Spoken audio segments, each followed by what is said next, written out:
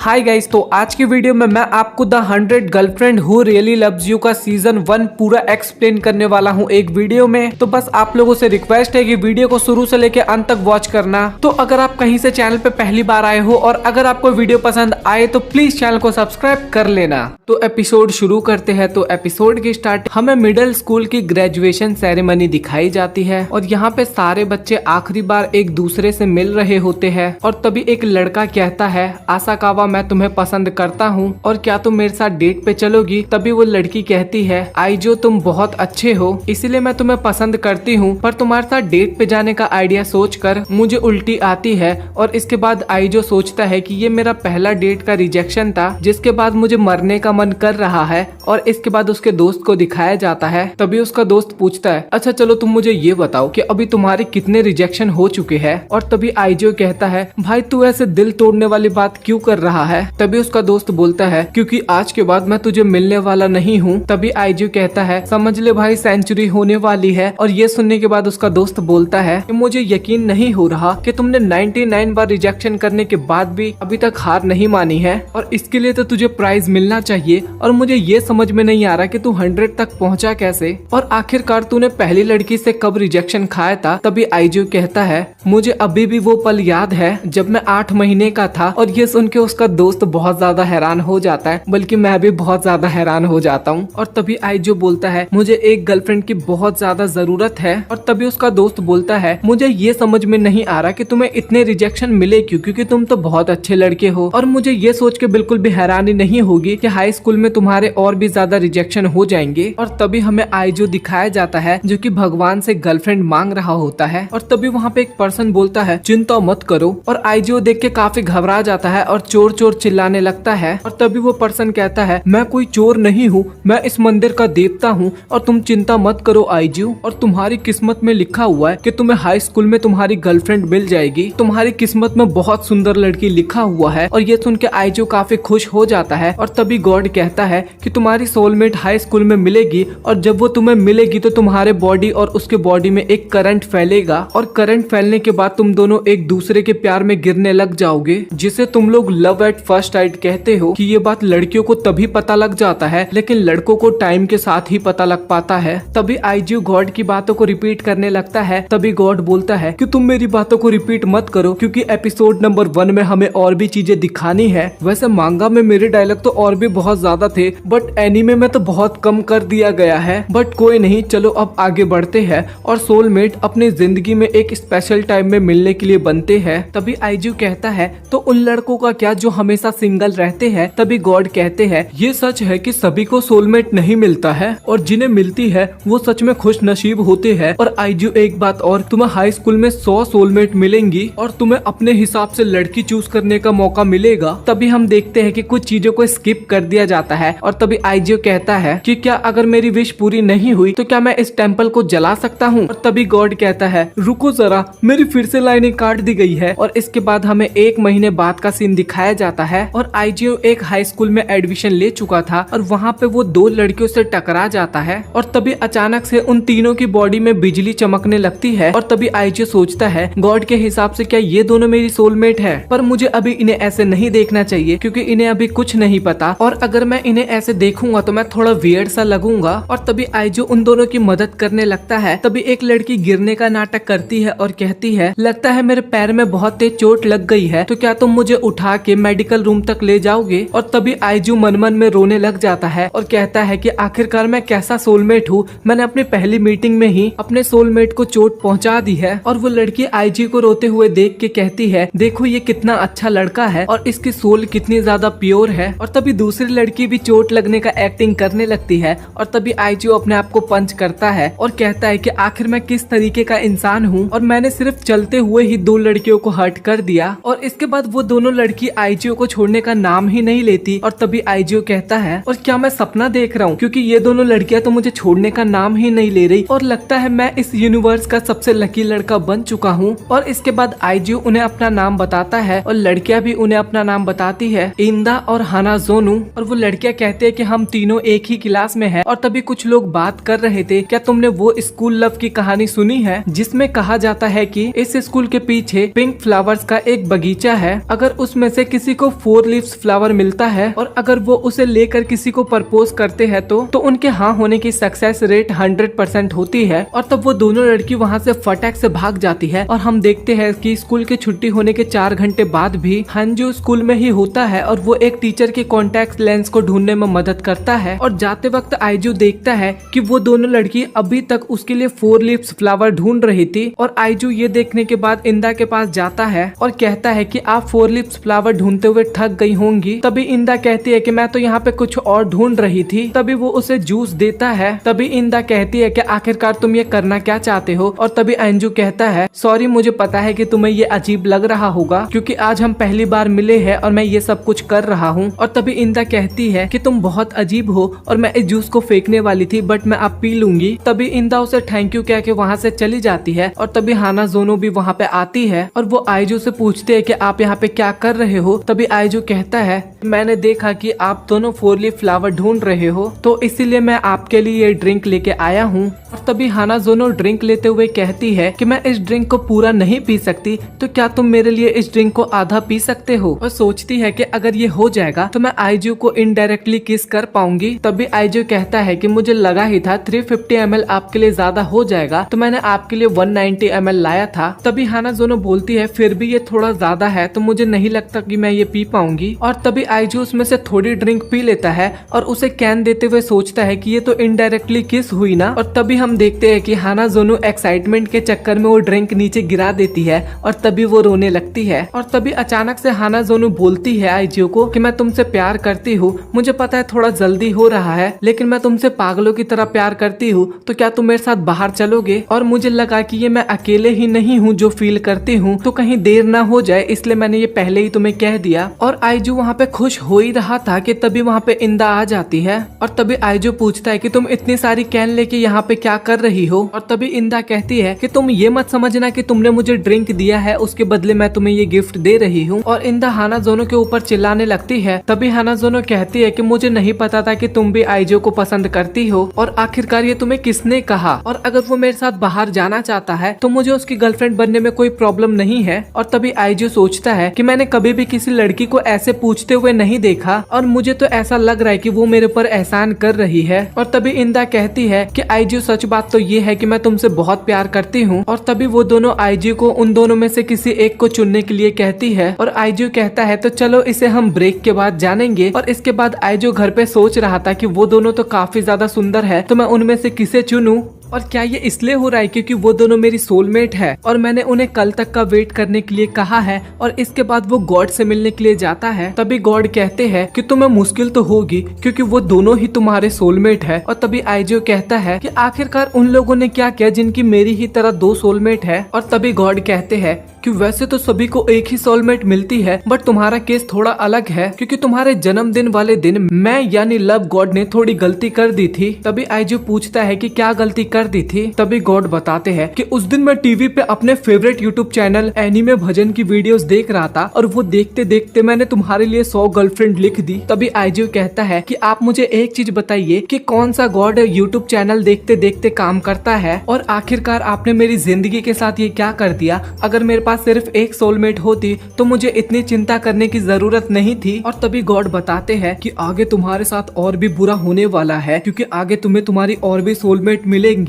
और जब कोई सोलमेट मिलते हैं तो तभी वो एक दूसरे को प्यार करने लगते हैं और अगर ऐसा ना हो तो उनके साथ बहुत बुरी चीजें होने लगती है और कभी कभार तो वो मर भी जाते हैं। और एक सोलमेट होना किसी आशीर्वाद से कम नहीं है और ये पूरे लाइफ टाइम के गुड लक के बराबर होता है। और अगर कोई अपने सोलमेट से ना मिल पाए तो उसके साथ बहुत बुरी बुरी चीजें होती है। तभी आइजू कहता है कि अगर मैं उन दोनों में से किसी एक के साथ गया तो दूसरी मर जाएगी। तभी आइजू रोते हुए कहता है तो अब मैं क्या करूं। और गॉड उससे सॉरी बोलते हैं। तभी वो दोनों लड़की वहाँ पे आइजू का वेट कर रही थी और तभी आइजू वहाँ पे आता है और कहता है कि मैं आप दोनों को अपनी गर्लफ्रेंड बनाना चाहता हूँ और मैं आप दोनों से काफी ज्यादा प्यार करता हूँ तो मैं डिसाइड नहीं कर पाया कि मैं आप दोनों में से किसे चुनूं, तो प्लीज आप दोनों मान जाइए। और तभी इंदा वहाँ पे मना करने लग जाती है लेकिन तभी आइजू आइजू उन दोनों के लिए पिंक 4 लीफ फ्लावर लेके आता है और तभी हानाजोनो कहती है कि मैंने तो इन्हें पूरे बगीचे में ढूंढा था बट ये हमें तो नहीं मिला, तो आपको कैसे मिला? तभी हाइजू बताता है कि मैंने एक टीचर की मदद से पूरी रात इसे स्कूल में ढूंढा है। और तभी इंदा कहती है कि क्या तुम पागल हो कि ऐसे अंधविश्वास पे भरोसा करते हो, और मुझे पूरा विश्वास है कि तुम ये हमें मनाने के लिए कर रहे हो बट मैं ऐसे नहीं मानने वाली। तभी आइजू बताता है कि मैंने ये सब इसलिए नहीं किया, मैंने ये सब इसलिए किया क्योंकि मैंने देखा कि आप दोनों को ये फ्लावर ढूंढने में काफी परेशानी हो रही है, तो मुझे लगा कि मैं आप दोनों को अपने आंसर के साथ ये फ्लावर गिफ्ट में दूंगा, तब आप दोनों को बहुत खुशी होगी। और तभी हम देखते हैं कि हानाजोनो उसके ऑफर को मान जाती है और कहती है कि मुझे इससे कोई प्रॉब्लम नहीं है। और तभी इंदा भी इस बात के लिए मान जाती है। और तभी आइजू उन दोनों को कहता है कि मैं आप दोनों से प्रॉमिस करता हूँ मैं आप दोनों को बहुत खुश रखूंगा। आइजू दिखाया जाता है जो कि इतना ज्यादा खुश था कि वो खुशी के मारे एक खंबे से बात करने लगता है। और तभी इंदा और हानाजोनो वहाँ पे आ जाते हैं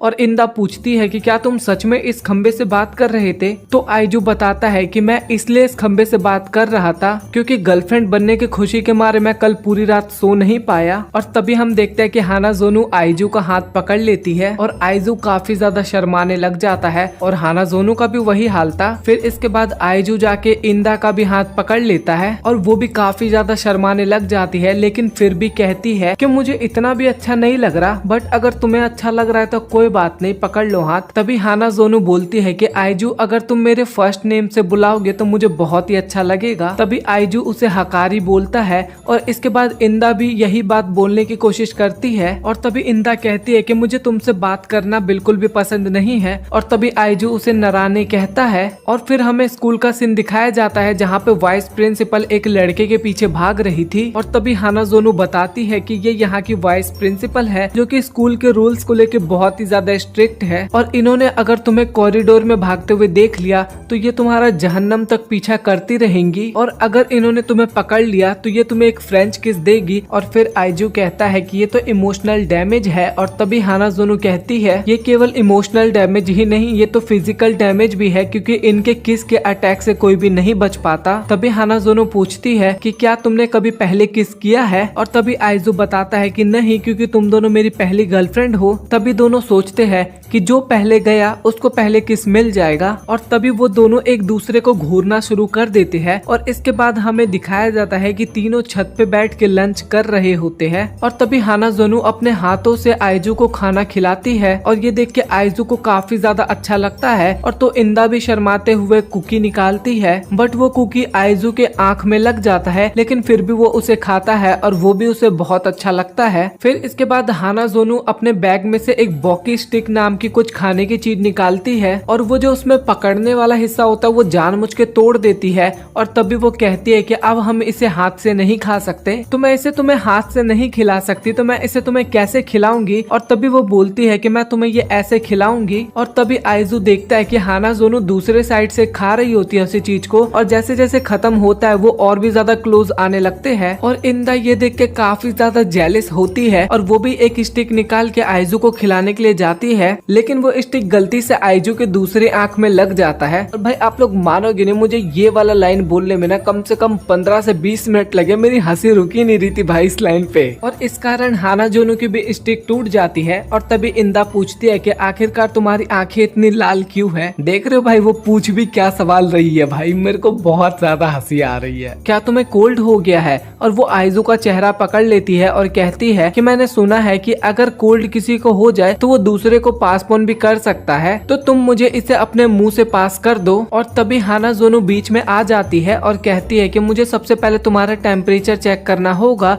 और हमारे घर में टेम्परेचर को चेक करने का तरीका थोड़ा अलग होता है। फोरहेड और लिप्स दोनों पे किस करना पड़ता है टेम्परेचर चेक करने के लिए। और तभी हानाजोनो और इंदा दोनों आपस में लड़ने लगते हैं। और तभी आइजू कहता है कि आखिर तुम दोनों को हुआ क्या है, क्या तुम मुझे किस करना चाहते हो? और दोनों वहाँ पे मना कर देती है। और तभी आइजू सोचता है क्या ये दोनों मुझे किस करने के लिए इतना कुछ कर सकती है। और तभी आइजू कहता है कि मुझे भी तो तुम दोनों को किस करना है। और तभी इंदा कहती है कि अगर तुम्हें हमें किस करना है तो पहले तुम्हें डिसाइड करना होगा कि तुम किसके साथ किस करना चाहते हो। आइजू उन दोनों को गले लगा लेता है और एक साथ किस करने की बात बताता है। और तभी आइजू बताता है कि मैंने पहले यही सोचा था और इसमें तुम दोनों पहले एक दूसरे को किस करोगी और मुझे लगा कि तुम दोनों इस चीज के लिए तैयार नहीं होगी। अब मुझे विश्वास है कि तुम दोनों ये चीज कर लोगी। और तभी वो तीनों एक दूसरे का हाथ पकड़ते हैं और किस कर लेते हैं। तभी हमें अगले दिन का सीन दिखाया जाता है जहाँ पे वो तीनों एक कुकिंग बुक ढूंढने आए थे। और तभी हानाजुनु बताती है कि मुझे पता है आइजू कि कल तुम्हें मेरे हाथ के एग रोल खाने में बहुत पसंद आए थे, मैं तुम्हारे लिए और भी चीजें बनाना चाहती हूँ। और इसके बाद वो दोनों एक ही बुक को पढ़ने के लिए आपस में बहस करने लगते हैं। और तभी आइजू कहता है कि अब तुम दोनों को इकट्ठे रहना चाहिए क्योंकि अब तो तुम दोनों ने इकट्ठे किस भी कर लिया है। अभी आइजू लाइब्रेरी में एक बुक ढूंढ रहा होता है और वो एक लड़की से टकरा जाता है और इसके बाद उन दोनों के अंदर वो सोलमेट वाला करंट गुजरता है। और तभी आइजू कहता है क्या ये भी मेरी सोलमेट है और मुझे यकीन नहीं हो रहा कि मैं इतनी जल्दी इससे मिलूंगा। और तभी वो लड़की आइजू को बुक से कुछ पढ़ने के लिए कहती है लेकिन आइजू को कुछ भी समझ में नहीं आता। और उस लड़की के बैंड से पता लगता है कि वो लड़की लाइब्रेरियन है। और वो लड़की फिर से आइजू को बुक पढ़ने के लिए कहती है। फिर वो लड़की बताती है कि आखिरकार वो लाइब्रेरी क्या करने आया है और मैं उसकी मदद करना चाहती हूँ। तभी आइजू उस लड़की को इशारे में अपनी बात समझाने लगता है। और तभी वो लड़की बुक की मदद से कहती है कि आखिरकार तुम अपने मुंह से क्यों नहीं बोल रहे। फिर आइजू को एहसास होता वो लड़की बोल सकती है और वो लड़की किसी और को बुलाने को कहती है लेकिन आइजू मना कर देता है। तभी आइजू कहता है कि मुझे माफ करना, मुझे एहसास नहीं हुआ कि मैं बोल सकता हूँ और क्या तुम मेरी एक रोमांटिक नोवेल ढूंढने में मदद करोगी, या तो तुम मुझे कोई ऐसी एक बुक बता दो जिसमें एक कैरेक्टर अपनी सारी मुश्किलों का हल ढूंढ के आराम से लाइफ को बिताता है। और तभी हम देखते हैं कि वो लड़की आइजू के लिए बुक ढूंढने लगती है और आइजू देखता है कि वो लड़की उसके लिए काफी ज्यादा मेहनत कर रही है और वो लड़की कुछ ज्यादा ही बुक इकट्ठी कर लेती है और आइजू को कहती है कि इनमें से तुम कोई सी भी बुक ले सकते हो। और तभी आइजू कहता है कि मैं सभी बुक्स को ले जाऊंगा। तभी वहाँ पे असिस्टेंट कहती है कि तुम्हारा नया कार्ड इशू होने में 1 हफ्ता लगेगा तो तुम 1 हफ्ते बाद आना। और ये सुन के आइजू काफी उदास हो जाता है। तभी वो लड़की आइजू को अपनी बुक देती है और ये देख के आइजू काफी ज्यादा खुश हो जाता है। और तभी आइजू उस लड़की से उसका नाम पूछता है और उसका नाम शिजुका होता है। तभी आइजू कहता है कि मुझे नहीं पता था कि हम दोनों एक ही क्लास में है और मुझे शक्लें इतनी अच्छे से याद नहीं रहती है। और दूसरी तरफ हानाजोना और इंदा अभी भी कुकिंग की बुक्स पढ़ रही थी। तभी आइजू पूछता है क्या ये सारी कुकिंग की बुक्स है। और तभी हानाजोनो बताती है कि हाँ, मैं तुम्हारे लिए अच्छा खाना बनाना चाहती हूँ इसीलिए मैं सारी बुक्स पढ़ रही हूँ। और इंदा बोलती है कि मैं अपनी केवल नॉलेज को बढ़ाने के लिए बुक्स को पढ़ रही हूँ। और तभी आइजू रोते हुए कहता है कि यकीन नहीं हो रहा मुझे कि मेरी दोनों गर्लफ्रेंड मुझसे इतना प्यार करती है। और आइजू घर पे आके उस बुक्स को पढ़ने लगता है और वो कहानी प्रिंसेस लो और उसके नाइट तामागुरु की होती है और इसमें उनके रोमांस के बारे में बताया होता है। प्रिंसेस लू तामागुरु को अपना नाइट बना लेती है और तामागुरु प्रतिज्ञा लेता है कि मैं अपनी जान देकर भी तुम्हारी हिफाजत करूंगा। तभी हम देखते हैं कि प्रिंसेस लू पे एक ड्रैगन हमला कर देता है लेकिन तामागुरु उन्हें बचाने के लिए वहाँ पे आ जाता है और वो उस ड्रैगन को हरा देता है जिससे उन दोनों के बीच में प्यार हो जाता है। तभी हम देखते हैं कि राजकुमारी की शादी कहीं और कर दी जाती है। तभी तामागुरु कहता है मैंने कसम खाई थी कि आपका ध्यान रखूंगा लेकिन ये किस्मत हमें कभी मिलने नहीं देगी। तभी आइजू रोते हुए कहता है तुम ये कर सकते हो तामागुरु, तुम्हें किस्मत को हराना है। और तभी वो बुक वहीं पे खत्म हो जाती है और आइजू सोचता है क्या सच में तकदीर को कोई चीज नहीं कर सकता, सोलमेट को हमेशा साथ रहना होगा नहीं तो वो मर जाएंगे। और तभी हम देखते हैं क्लास में आइजू सुजुका से मिलती है और वो उसे देख के काफी ज्यादा शर्मा जाती है। और तभी सुजुका उस कहानी का सेकंड पार्ट आइजू को देती है और तभी आइजू कहता है कि क्या तुमने ये सिर्फ मेरे लिए किया है,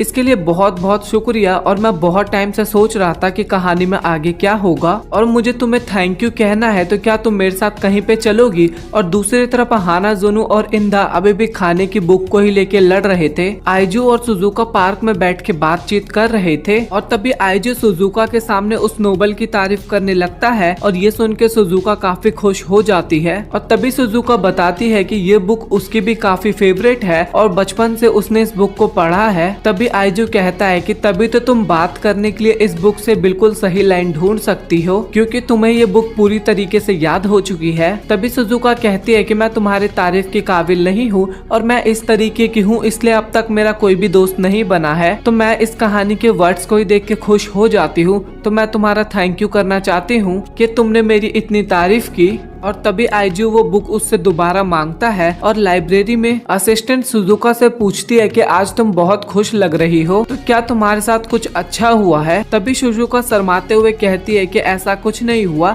मैं तो हमेशा की तरह अपना ड्यूटी निभा रही हूँ। और तभी हम देखते हैं कि सुजुका उस बुक को लेने की कोशिश करती है जिसे पिछले दिन आइजू लेना चाहता था। अगले दिन हम देखते हैं कि सुजुका उस कहानी की 3rd एडिशन लेके आती है, लेकिन 3 दिन आइजू सुजुका से मिलता नहीं है और वो काफी उदास हो जाती है। और तभी हम देखते हैं कि आइजू इंदा और हानाजोनो के साथ बैठा था, जहाँ पे वो दोनों पूछ रहे थे कि आजकल तुम बहुत ज्यादा नींद में रहते हो। और तभी आइजू बताता है कि आजकल मैं कुछ काम की वजह से लेट सोता हूँ। तभी हानाजोनो और इंदा कुछ सोचने लगते हैं, लेकिन आइजू को कुछ समझ में नहीं आता। और तभी हानाजोनो आइजू को एक किस देती है, जिससे आइजू काफी ज्यादा खुश हो जाता है और इंदा भी उसे किस देने के लिए आगे बढ़ती है, लेकिन उसका सिर आइजू के मुंह से टकरा जाता है। और तभी हमें सुजुका दिखाई जाती है जो कि सोच रही थी कि आइजू के पास पहले से ही गर्लफ्रेंड है, तो वो इसीलिए मेरी बुक्स नहीं पढ़ पाया होगा। और आखिरकार पता नहीं मैं क्या ही एक्सपेक्ट करने लग गई थी। और तभी हमें सुजुका का बचपन दिखाया जाता है, जहाँ पे उसे हमेशा बुली किया जाता था क्योंकि वो बुक की मदद से बात करती थी और उसकी माँ भी इसी वजह से उसे काफी मारती थी। और तभी सुजुका सोचती है कि किसी के पास भी मेरे जैसे पागल से बात करने का टाइम नहीं होगा। और तभी आइजू सुजुका से लाइब्रेरी में मिलने के लिए आता है और वो कहता है कि तुम मुझे जो बुक्स देती हो अपनी, उसके लिए मैं तुम्हारे लिए कुछ करना चाहता हूँ। तभी आइजू उसके फोन में एक ऐप को इंस्टॉल करने के लिए कहता है और एक फाइल को इंपोर्ट करने के लिए कहता है जिसमें सुजुका की फर्स्ट बुक होती है। तभी आइजू कहता है कि इस ऐप में तुम जब भी किसी टेक्स्ट को क्लिक करोगी और वो टेक्स्ट जो स्पीच की हेल्प से एक साउंड में कन्वर्ट हो जाएगा। तभी सुजुका सोचती है कि क्या सच में इसने मेरे लिए ये सब किया है। तभी आइजू कहता है कि तुम जब भी लोगों से बुक के द्वारा बात करती थी तो तुम उनसे फेस टू फेस बात नहीं कर पाती थी, पर अब तुम इस ऐप की मदद से उनसे फेस टू फेस बात कर सकती हो। मैं तो ये सोच भी नहीं सकता कि तुम्हारे लिए जोर से बोलना कितना मुश्किल हो सकता होगा, तो इसीलिए मैं तुम्हें उसके लिए फोर्स नहीं करना चाहता। मैं तो बस तुम्हारी कम्युनिकेशन दूसरों के साथ आसान बनाना चाहता था और मैं तो बस ये चाहता हूँ कि ये चीज तुम्हारी लाइफ को इजी बनाने में हेल्प करे। तो चलो फिर इसकी मदद से तुम मेरे साथ बात करो। और तभी सुजुका इसके रिप्लाई में आई लव यू कहती है और कहती है कि मुझे इसका जवाब नहीं चाहिए क्योंकि मुझे पता है तुम्हारे पास ऑलरेडी 2 गर्लफ्रेंड है। बस मैं अपनी फीलिंग्स को शेयर करना चाहती थी कि ये मैं इसलिए नहीं कह रहा हूँ कि ये मेरी सोलमेट है और ये मर जाएगी, ये मैं उसे इसलिए कह रहा हूँ क्योंकि मुझे ये उसको कहना है। तभी सुजुका को वो भी आई लव यू कहता है, लेकिन सुजुका कहती है कि पर हम कभी इकट्ठे नहीं हो सकते। तभी आइजू कहता है कि अगर ये तकदीर ही हमारे रास्ते में आ रही है तो हमें इसे तोड़ देना चाहिए, तो चलो फिर साथ रहे। और उसे गले लगा लेता है और अगले ही पल आइजू इंदा और हानाजोनो से सुजुका को अपनी गर्लफ्रेंड बनाने की परमिशन मांगता है। और ये सुन के इंदा बहुत ही ज्यादा गुस्सा हो जाती है। तभी हानाजोनो रोते हुए कहती है कि मुझे यकीन नहीं हो रहा कि तुम्हें एक नया लव मिल गया है, पर फिर भी तुमने हमें अकेला नहीं छोड़ा है, तो आखिरकार तुम इतने अच्छे कैसे हो सकते हो। तभी आइजू कहता है कि आप दोनों चिंता मत कीजिए क्योंकि मेरी फीलिंग अभी भी आप दोनों के लिए बदला नहीं है, और देखना मैं आप लोगों को बहुत ही खुश रखूंगा, और मैं अगर ऐसा नहीं कर पाया तो मैं खुद ही सुसाइड कर लूंगा। और यही एक सजा है जो उन लोगों को मिलनी चाहिए जो कि अपने प्यार करने वाले को हर्ट करते हैं। और तभी हम देखते हैं कि वो लोग मान जाते हैं। आइजू दिखाया जाता है जो कि सुजुका को अपनी दोनों गर्लफ्रेंड से इंट्रोड्यूस करवाता है। तभी सुजुका अपने फोन के जरिए उन दोनों से मिलने की खुशी जताती है। इसके बाद वो दोनों सोचते हैं ये तो काफी इंटरेस्टिंग पर्सनैलिटी है। तभी आइजू सुजुका को बोलता है कि मैं तुम्हारी फेवरेट नॉवल का वॉल्यूम 2 भेज रहा हूँ जिसमें हमारे क्लासमेट के नेम भी है। तभी आइजू इंदा और हानाजोनो को समझाता है कि सुजुका अपने नॉवल के जरिए लोगों से बात करती है, और आइजू बताता है कि ये एक लाइब्रेरियन है और इसको बुक्स बहुत ज्यादा पसंद है। तभी आइजू सुजुका की कुछ हरकतों के बारे में बताता है कि जैसे वो खुश होती है तो वो उछलती है, और जब वो डरी हुई होती है तो उसके पैर दोनों मुड़े होते हैं। और वो क्यूटनेस के बारे में बताता है, जब हानाजोनो कुछ सोच रही होती है तो वो अपने मुंह में एक फिंगर डालती है, और उस समय पे मुझे हानाजोनो काफी ज्यादा क्यूट लगती है। और इंदा की बात की जाए तो ये जब भी किसी को कॉम्प्लीमेंट देती है तो ये अपनी उंगली से अपने बालों को घुमाने लगती है, और तभी वो तीनों सोचती है कि आखिर ये हमारे बारे में कितनी चिंता करता है। और इसके बाद आइजू इंदा और हानाजोनो के साथ की हुई किस के बारे में बात करने लगता है। और इसके बाद वो दोनों शर्मा जाते हैं और तभी सुजुका कहती है तो इसका मतलब तुमने पहले ही किस कर लिया है। और सुजुका इसके बाद और भी ज्यादा नर्वस हो जाती है और अपनी हरकतों के लिए माफी मांगती है। तभी हानाज़ोनो कहती है कि तुम्हें भी आइजू को किस करना है और तभी सुजुका बोलती है मेरी डेस्टिनी में लिखा है कि मुझे पवित्र रहना है, तुम मुझे माफ करना। और तभी आइजू कहता है कोई बात नहीं, क्योंकि जब तुम किस देने के लिए राजी होगी मैं तभी तुम्हें किस करूंगा, बिना तुम्हारी मर्जी के नहीं करूंगा। तभी हम देखते हैं कि इंदा और हानाज़ोनो दोनों आइजू को जबरदस्ती खाना खिलाते हैं और आपस में लड़ती भी है। और सुजुका ये सब देख के चुपचाप खाना खाना शुरू करती है। और तभी वो दोनों आइजू से बात करने के लिए फिर से लड़ने लगते हैं। और तभी आइजू कहता है कि प्लीज अपने पर्सनल स्पेस का ध्यान रखो, नहीं तो तुम दोनों फिर से एक दूसरे को किस कर लोगी। और तभी आइजू कहता है कि सुजुका बहुत ही ज्यादा चुपचाप बैठी है और लगता है अभी इसे इन दोनों की आदत नहीं पड़ी है। और इसके बाद आइजू सभी को ऑटमेट खेलने के लिए कहता है। तभी आइजू कहता है कि हम इस बार इसमें एक पेनल्टी भी ऐड करेंगे और जो भी हारेगा उसे विनर गुदगुदी करेगा।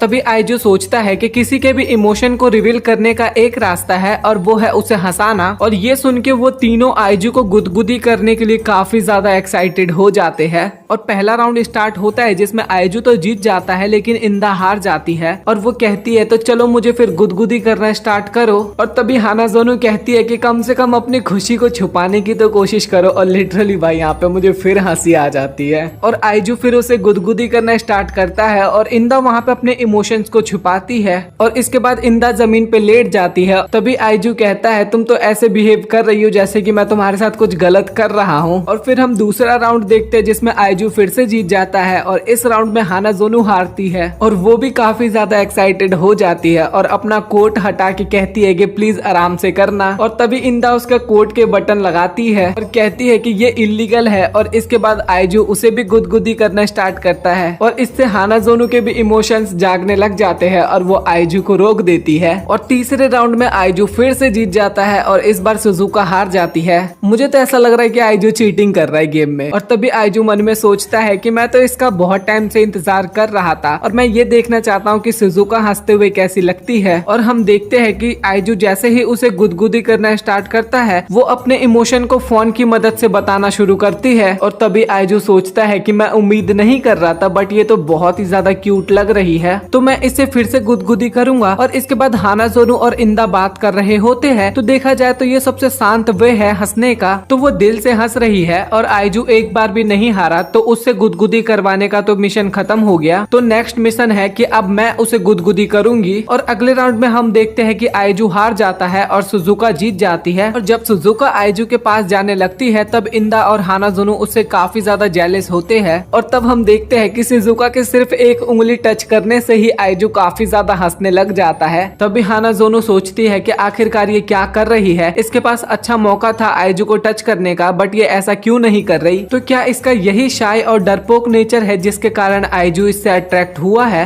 ये तो सच में बहुत ही कमाल की और क्यूट है और इससे कोई भी बहुत ही जल्द नेचुरली अट्रैक्ट हो जाएगा। तो अब तो एक बहुत ही खतरनाक दुश्मन आ गया है जो कि इंदा से भी काफी खतरनाक है। तो इसके बाद आइजू वॉशरूम जाता है और तभी इंदा सुजुका से पूछती है तुम क्या कर रही हो, क्या तुम हमारे सामने अपने आप को पूरी तरह से एक्सप्रेस नहीं करना चाहती। तभी सुजुका कहती है कि ये सच नहीं है। और तभी इंदा कहती है तुम झूठ बोल रही हो क्योंकि तुम ही हो जो कि आइजू से थोड़ा डिस्टेंस बना के रह रही है, तुमने उसे सिर्फ टच ही किया है और मैं पूरी तरह से श्योर हूँ कि तुम भी उसे गुदगुदी करना चाहती थी, तो आखिरकार तुम अपने आप को बेवकूफ शो क्यों कर रही हो। तभी हानाज़ोनो कहती है कि ये शायद इसलिए है क्योंकि तुम उसे डरा रही हो। तभी हानाज़ोनो कहती है कि मैंने ऐसा कब किया। तभी सुजुका कहती है कि आप दोनों आइजू के पहले प्यार हो और मैं न्यू हूँ तो मुझे अभी तुम दोनों के रास्ते में नहीं आना चाहिए। तभी इंदा कहती है तो तुम एक चीज जान लो कि तुम भी अब आइजू की गर्लफ्रेंड हो, तो अब तुम्हारे ऊपर कोई पाबंदी नहीं है और मुझे तो तुम पे गुस्सा आ रहा है क्योंकि तुम जो कहना चाहती हो तुम वो नहीं कह रही हो। तभी हानाज़ोनो कहती है कि देखो ये कह भी कौन रहा है जो कि अपनी फीलिंग्स को एक्सेप्ट करने की जगह लड़ना पसंद करती है। तभी इंदा कहती है कि चुप हो जाओ, क्या तुम मेरे से लड़ाई करना चाहती हो। तभी सुजुका माफी मांगती है और तभी इंदा कहती है कि यही तो मैं कहना चाहती हूँ कि आखिरकार तुम लड़ती क्यों नहीं। तभी सुजुका कहती है कि अगर आप यही चाहती हो तो मैं आपसे अपनी दिल की आवाज सुनूंगी। सच्चाई तो ये है कि पहले मुझे डर लग रहा था। और तभी इंदा कहती है कि क्या मैं इतनी डरावनी लगती हूँ। तभी सुजुका कहती है कि मेरा ये मतलब नहीं था, मेरा मतलब ये था कि हानाज़ोनो अपने आप को इतने अच्छे मैनर्स में प्रेजेंट करती है और वो काफी ज्यादा अट्रैक्टिव अट्रैक्टिव भी है और उनके पास फिजिकल चार्म भी है और इंदा काफी ज्यादा सुंदर है, उसका फेस इस तरह है जैसा बहुत से लोग चाहते हैं। तो क्या मैं उस टाइम आप दोनों के सामने खड़ी भी रह सकती हूँ जब आइजू हम तीनों को कंपेयर करेगा? तो मुझे उसी बात से सबसे ज्यादा डर लगता है। और तभी इंदा और हानाजोनु सोचते हैं इसने जो भी कहा वो कितना ज्यादा कमाल था। और दूसरी तरफ सुजुका कहती है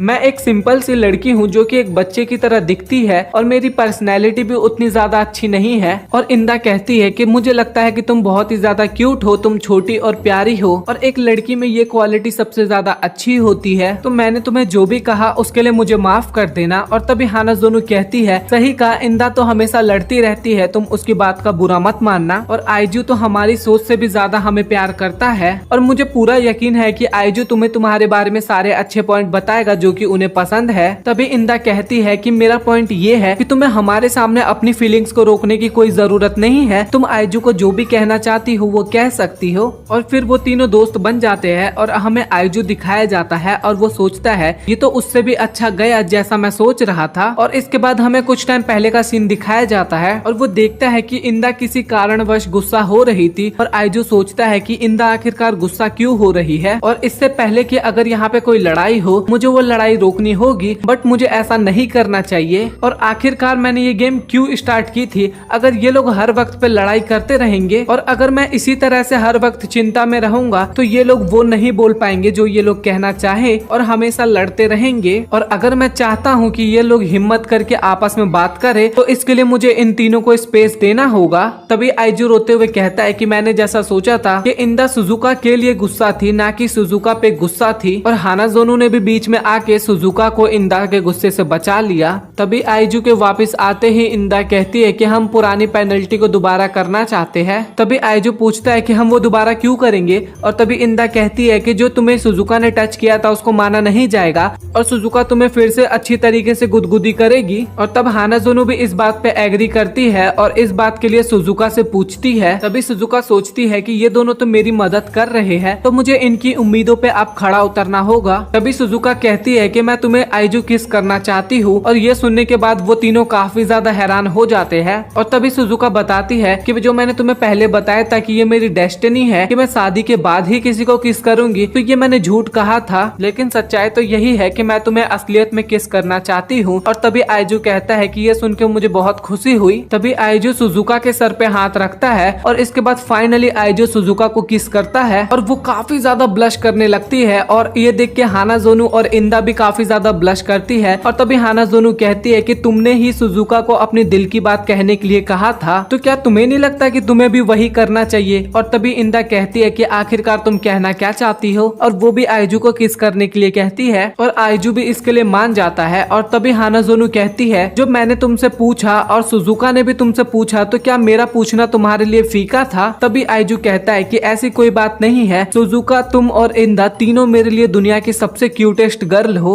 और वो दोनों भी किस कर लेते हैं और इसके बाद हानाजोनु भी पूरी तरह से शॉक्ड हो जाती है। और आइजू फिर इंदा को भी किस करने के लिए कहता है और तभी इंदा कहती है कि अगर तुम इतने ही उतावले हो तो मैं तुम्हें मना नहीं करूंगी और मुझे इससे कोई फर्क नहीं पड़ता। और इंदा धीरे धीरे फिर से आइजू की तरफ बढ़ने लगती है और भाई ये सीन भी देख के मुझे बहुत ही ज्यादा हंसी आता है। और तभी आइजू इंदा को गले लगाते हुए कहता है कि इंदा तुम सच में बहुत ही ज्यादा क्यूट हो। और तभी इंदा शर्मा के आइजू को दूर कर देती है और आइजू फिर से इंदा की तारीफ करने लगता है। और तभी इंदा उसे मारने लगती है लेकिन आइजू उसे फिर से किस करने के लिए कहता है और वो इसका जवाब भी पूछता है और इसके बाद इंदा भी उसे किस करने के लिए मान जाती है। और इसके बाद वो तीनों ही शर्माने लग जाते हैं। उनका रिजल्ट आ गया था जहाँ पे हानाजोनु, सुजुका और इंदा आइजू का वेट कर रहे थे। तभी हानाजोनु कहती है कि क्या वो कुछ टाइम के लिए अपने फोन को अकेला नहीं छोड़ सकता था? तभी सुजुका कहती है कि उन्होंने कहा है कि वो उसके लिए बहुत ही ज्यादा इम्पोर्टेंट है। तभी हमें फ्लैशबैक दिखाया जाता है जहाँ पे आइजू कहता है उस फोन में हमारी सारी पिक्चर्स है और इसीलिए वो मेरी जिंदगी से भी ज्यादा इम्पोर्टेंट है। और ये सुन के वो तीनों काफी ज्यादा इमोशनल हो जाती है। और जैसे ही आइजू क्लास में पहुंचता है तभी वो देखता है कि एक लड़की क्लास में बैठ के काम कर रही थी और कहता है ये पक्का ईआई होगी। और आइजू तभी अपना फोन उठाता है और ईआई को भी कहता है रिजल्ट देखने के लिए। तभी ईआई कहती है कि इन सब में बस टाइम वेस्ट होता है और वैसे भी मैंने टॉप ही किया होगा तो इसीलिए रिजल्ट देखना बेकार है। और जैसे ही वो दोनों एक दूसरे के साथ आंख मिलाते हैं तभी वो सोलमेट वाला करंट फिर से उनको फील होता है। तभी आइजू कहता है कि अगर आप बुरा ना माने तो क्या हम दोनों मिल के साथ चल के रिजल्ट देखे। लेकिन ईआई फिर से मना कर देती है और आइजू वहाँ से चला जाता है। तभी हम देखते हैं कि हानाजोनो को 25,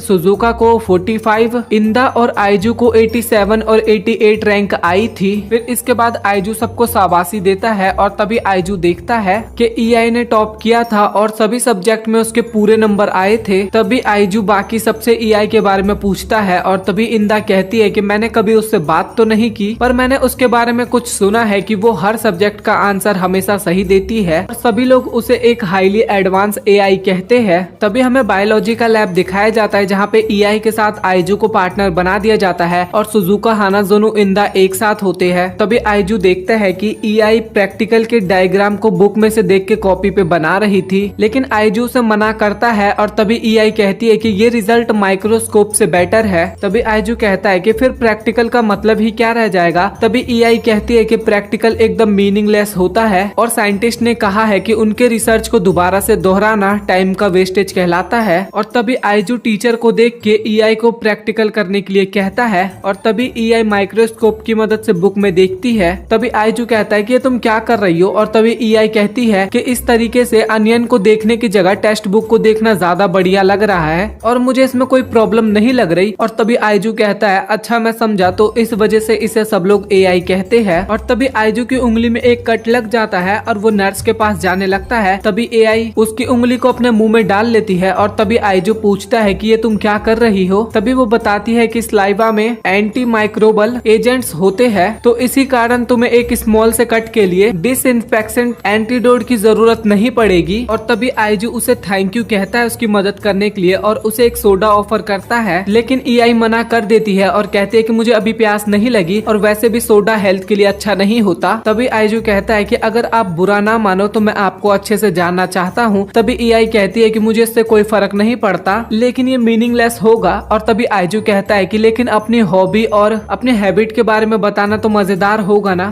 तभी एआई कहती है कि मैंने अपना एक भी दिन ऐसे बेकार के कामों के लिए वेस्ट नहीं किया है और इससे ग्रेड और परफॉर्मेंस तो बिल्कुल भी नहीं बढ़ते। तभी आइजू कहता है कि पर ग्रेड और परफॉर्मेंस ही सब कुछ नहीं होता। तभी एआई कहती है कि इस दुनिया में कोई सी भी चीज जो तुम्हारे फ्यूचर को प्रॉफिट नहीं देती तो वो मीनिंगलेस कहलाएगी। तभी आइजू कहता है कि तुम गलत हो और लाइफ का दूसरा मीनिंग ही फन करना होता है। तभी एआई कहती है कि मीनिंग तो केवल हम वैल्यू से डिफाइन करते हैं और वैल्यू सिर्फ तभी हो सकती है जब हमें किसी चीज से फायदा होता हो, चाहे वो मनी, किसी टूल या फिर नॉलेज पे ही डिपेंड करता हो। तभी वो वहाँ से चली जाती है और तभी आइजू कहता है क्या सच में ये मेरी सोलमेट है। तभी हम एआई को देखते हैं जो कि घर पे स्कूल का होमवर्क करते टाइम आइजू को याद कर रही थी। तभी वो सोचती है कि आखिरकार मैंने ये सब क्यों किया, क्या मैंने उसकी मदद करने के लिए किया या फिर मैं उसे जीतना चाहती थी। आखिरकार ये किस तरीके की फीलिंग है और ये तो एकदम इलॉजिकल है और इस तरीके से डिस्ट्रैक्ट होना भी समय की बर्बादी है। और तभी हम देखते हैं कि वो पाई की वैल्यू को लिख के अपने फोकस को रिगेन करती है, लेकिन वो इसके बाद भी ध्यान नहीं लगा पाती। और फिर अगले दिन एआई आइजू को कहती है कि मैंने आखिरी में कंक्लूजन निकाला है कि मुझे तुमसे प्यार हो गया है, तो मैं चाहती हूँ कि तुम मेरे साथ एक रिलेशनशिप में आओ।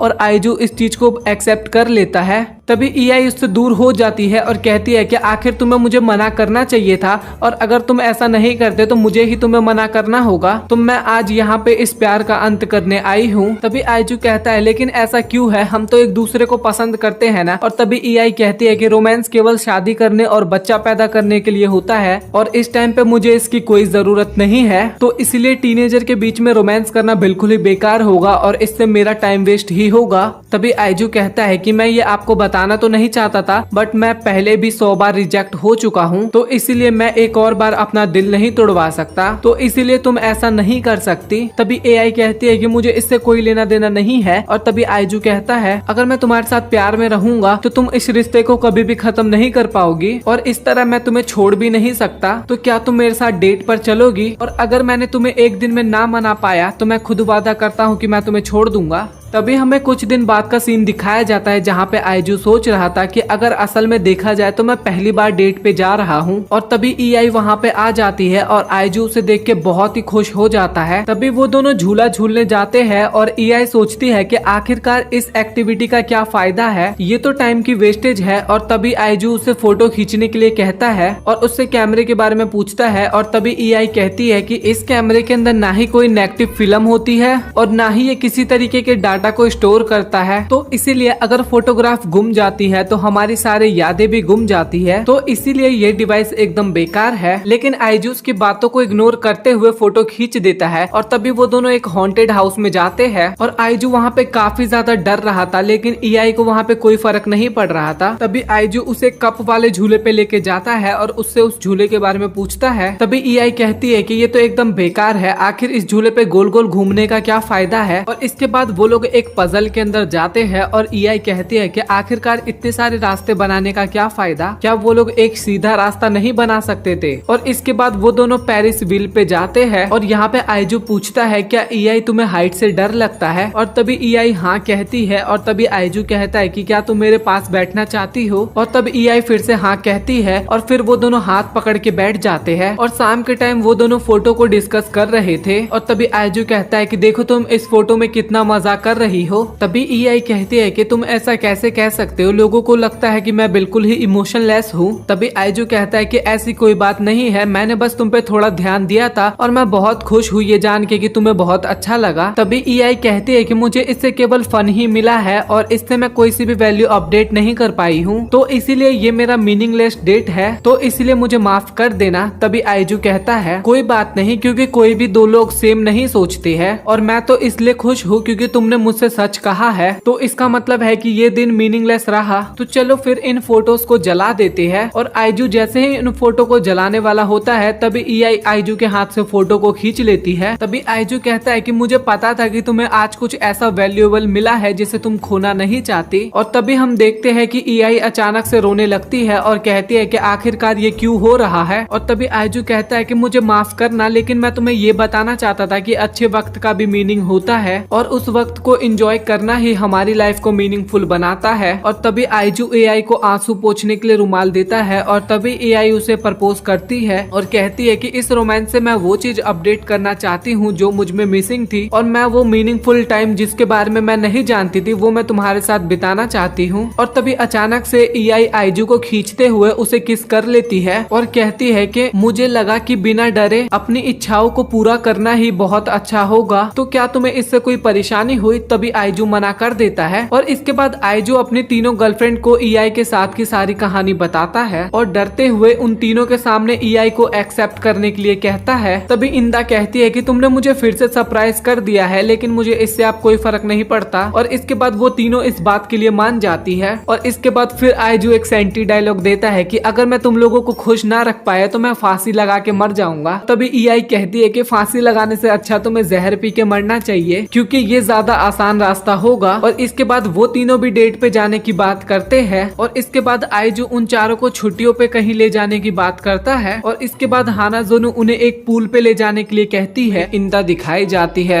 जो कि एक शॉप में स्विम सूट खरीदने के लिए गई थी और ये इस टाइम पे काफी ज्यादा परेशान थी, क्योंकि ये केवल अब तक लड़कियों के साथ ही पूल में गई थी, लेकिन अब उसे आईजू के साथ भी जाना होगा। तभी इंदा एक स्विम सूट उठाती है, लेकिन कहती है कि ये मुझ पे बिल्कुल भी अच्छा नहीं लगेगा, लेकिन क्या ये आईजू को पसंद आएगा। और अगले ही पल में हमें पूल का सीन दिखाया जाता है जहाँ पे आईजू आया होता है और वहाँ पे और भी तीनों लड़कियां आ जाती है और उन्हें देख के आईजू की तो हालत लिटरली खराब हो चुकी थी एकदम। और सुजुका उन दोनों के आगे अपने आप को देख के आईजू को सॉरी कहती है, लेकिन आईजू उसकी तारीफ करता है। और तभी वहाँ पे इंदा भी आ जाती है और इसे देख के आईजू काफी हैरान होता है और कहता है तुम कपड़ा चेंज करने से पहले यहाँ पे आ गई, वापस चले जाना चाहिए तुम्हें यहाँ से, अगर किसी ने तुम्हें देख लिया तो। तभी इंदा कहती है कि मैं बिना कपड़ों के नहीं हूँ, बस मुझे ठंड लग रही थी, मैं यहीं पे बैठूंगी, तुम चारों जाके पूल में मजे करो। तभी आईजू कहता है कि अगर तुम्हारी तबीयत खराब है तो हम यहाँ पे कैंसिल कर देते हैं इस पार्टी को। और तभी इंदा कहती है कि कैंसिल करने की जरूरत नहीं है। तभी ईआई कहती है कि तुम्हें दूसरी जगह पे बैठना चाहिए क्योंकि वहाँ पे सनलाइट की ज्यादा किरणें आ रही है और वो तुम्हें गर्म रखेंगी। तभी इंदा कहती है थैंक यू, लेकिन तुम्हें मेरी चिंता करने की जरूरत नहीं है। और तभी ईआई कहती है हम इतने भी क्लोज नहीं है कि मैं तुम्हारी तुम्हारी चिंता करूं। और इसके बाद तभी इंदा ईआई को मारने लगती है और कुछ देर बाद वहाँ से चली जाती है और इसके बाद वो चारों लोग पूल में आ जाते हैं। तभी हानाज़ोनो आइजू से कुछ ज्यादा ही चिपकने की कोशिश करती है और कहती है कि पानी का फ्लो बहुत ज्यादा हो रखा है। और तभी ईआई आती है और आइजू का हाथ अपने एक बॉडी पार्ट पे रख देती है और कहती है कि मैं चाहती हूँ कि तुम भी मेरी तारीफ करो आइजू। और ये देख के हानाज़ोनो कहती है कि ये तुम क्या कर रही हो, और खुद भी वही चीज करने लगती है। और ये देख के लिटरली भाई आइजू की तो हालत ही वहाँ पे खराब हो जाती है और दोनों आपस में बहस करने लग जाते हैं कि वो बॉडी पार्ट किसका ज्यादा बढ़िया है। और जब दूसरी तरफ आइजू को देखते हैं, उसकी तो हालत ही खराब हो चुकी थी और वो पानी में बेहोश हो चुका था।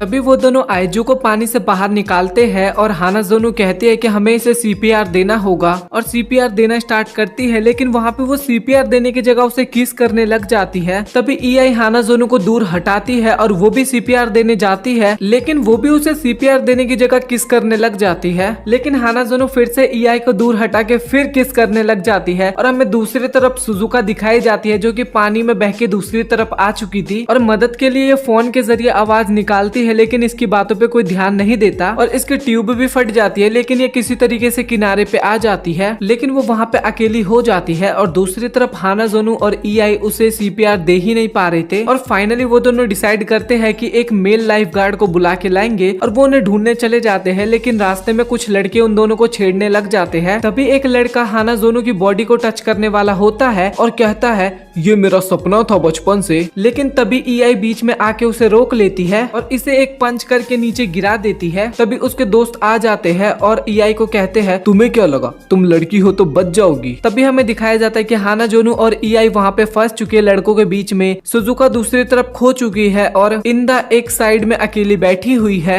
और दूसरी तरफ आइजू जो कि मरने की कगार पे आ चुका है। तभी ईआई कहती है ठीक है मैं तुम्हारे साथ चलूंगी, और वहीं दूसरी तरफ हानाज़ोनो को मेल लाइफ गार्ड को ढूंढने के लिए कहती है, लेकिन हानाज़ोनो उसे ऐसा करने के लिए मना करती है। तभी ईआई कहती है कि तुम आइजू के साथ ज्यादा लंबे समय से हो तो तुम्हारी चिंता उसको ज्यादा होगी। लेकिन तभी हानाज़ोनो कहती है कि हम दोनों में से कोई भी तुम्हारे साथ नहीं आएंगे। और तभी ईआई कहती है कि ये तुम क्या कह रही हो। तभी हानाज़ोनो कहती है कि ये सभी को पता है कि तुम आइजू को ज्यादा लंबे टाइम से डेट नहीं कर रही, इसीलिए तुम्हें उसके बारे में कुछ ज्यादा चीजें नहीं पता। तभी वो लड़का हानाज़ोनो को गलत जगह पे टच करने वाला होता है, लेकिन तभी वहाँ पे आइजू आ जाता है और कहता है कि तुम मेरी गर्लफ्रेंड के साथ ये क्या कर रहे हो। तभी वो दूसरा बंदा बोलता है कि तुम साइड हट जाओ, इसने मेरी दोस्त को मारा है। तभी हानाज़ोनो कहती है क्योंकि उसने मुझे पकड़ने की कोशिश किया था इसलिए मैंने उसे मारा। तभी वो लड़का कहता है कि किसने कहा हमें एक लड़के के साथ वो सब चीजें करना है, और वैसे तुम्हारे इन दोनों में से गर्लफ्रेंड कौन है, उसे लेके जाओ यहाँ से। और तभी आइजू कहता है कि ये दोनों ही मेरी गर्लफ्रेंड है। तभी वो बंदा कहता है तुम्हें लगता है मैं इस बात पे यकीन करूंगा। और तभी आइजू कहता है ये दोनों सच में मेरी गर्लफ्रेंड है। और तभी वो बंदा कहता है अगर ऐसी बात है तो तुम दोनों को किस करके दिखाओ।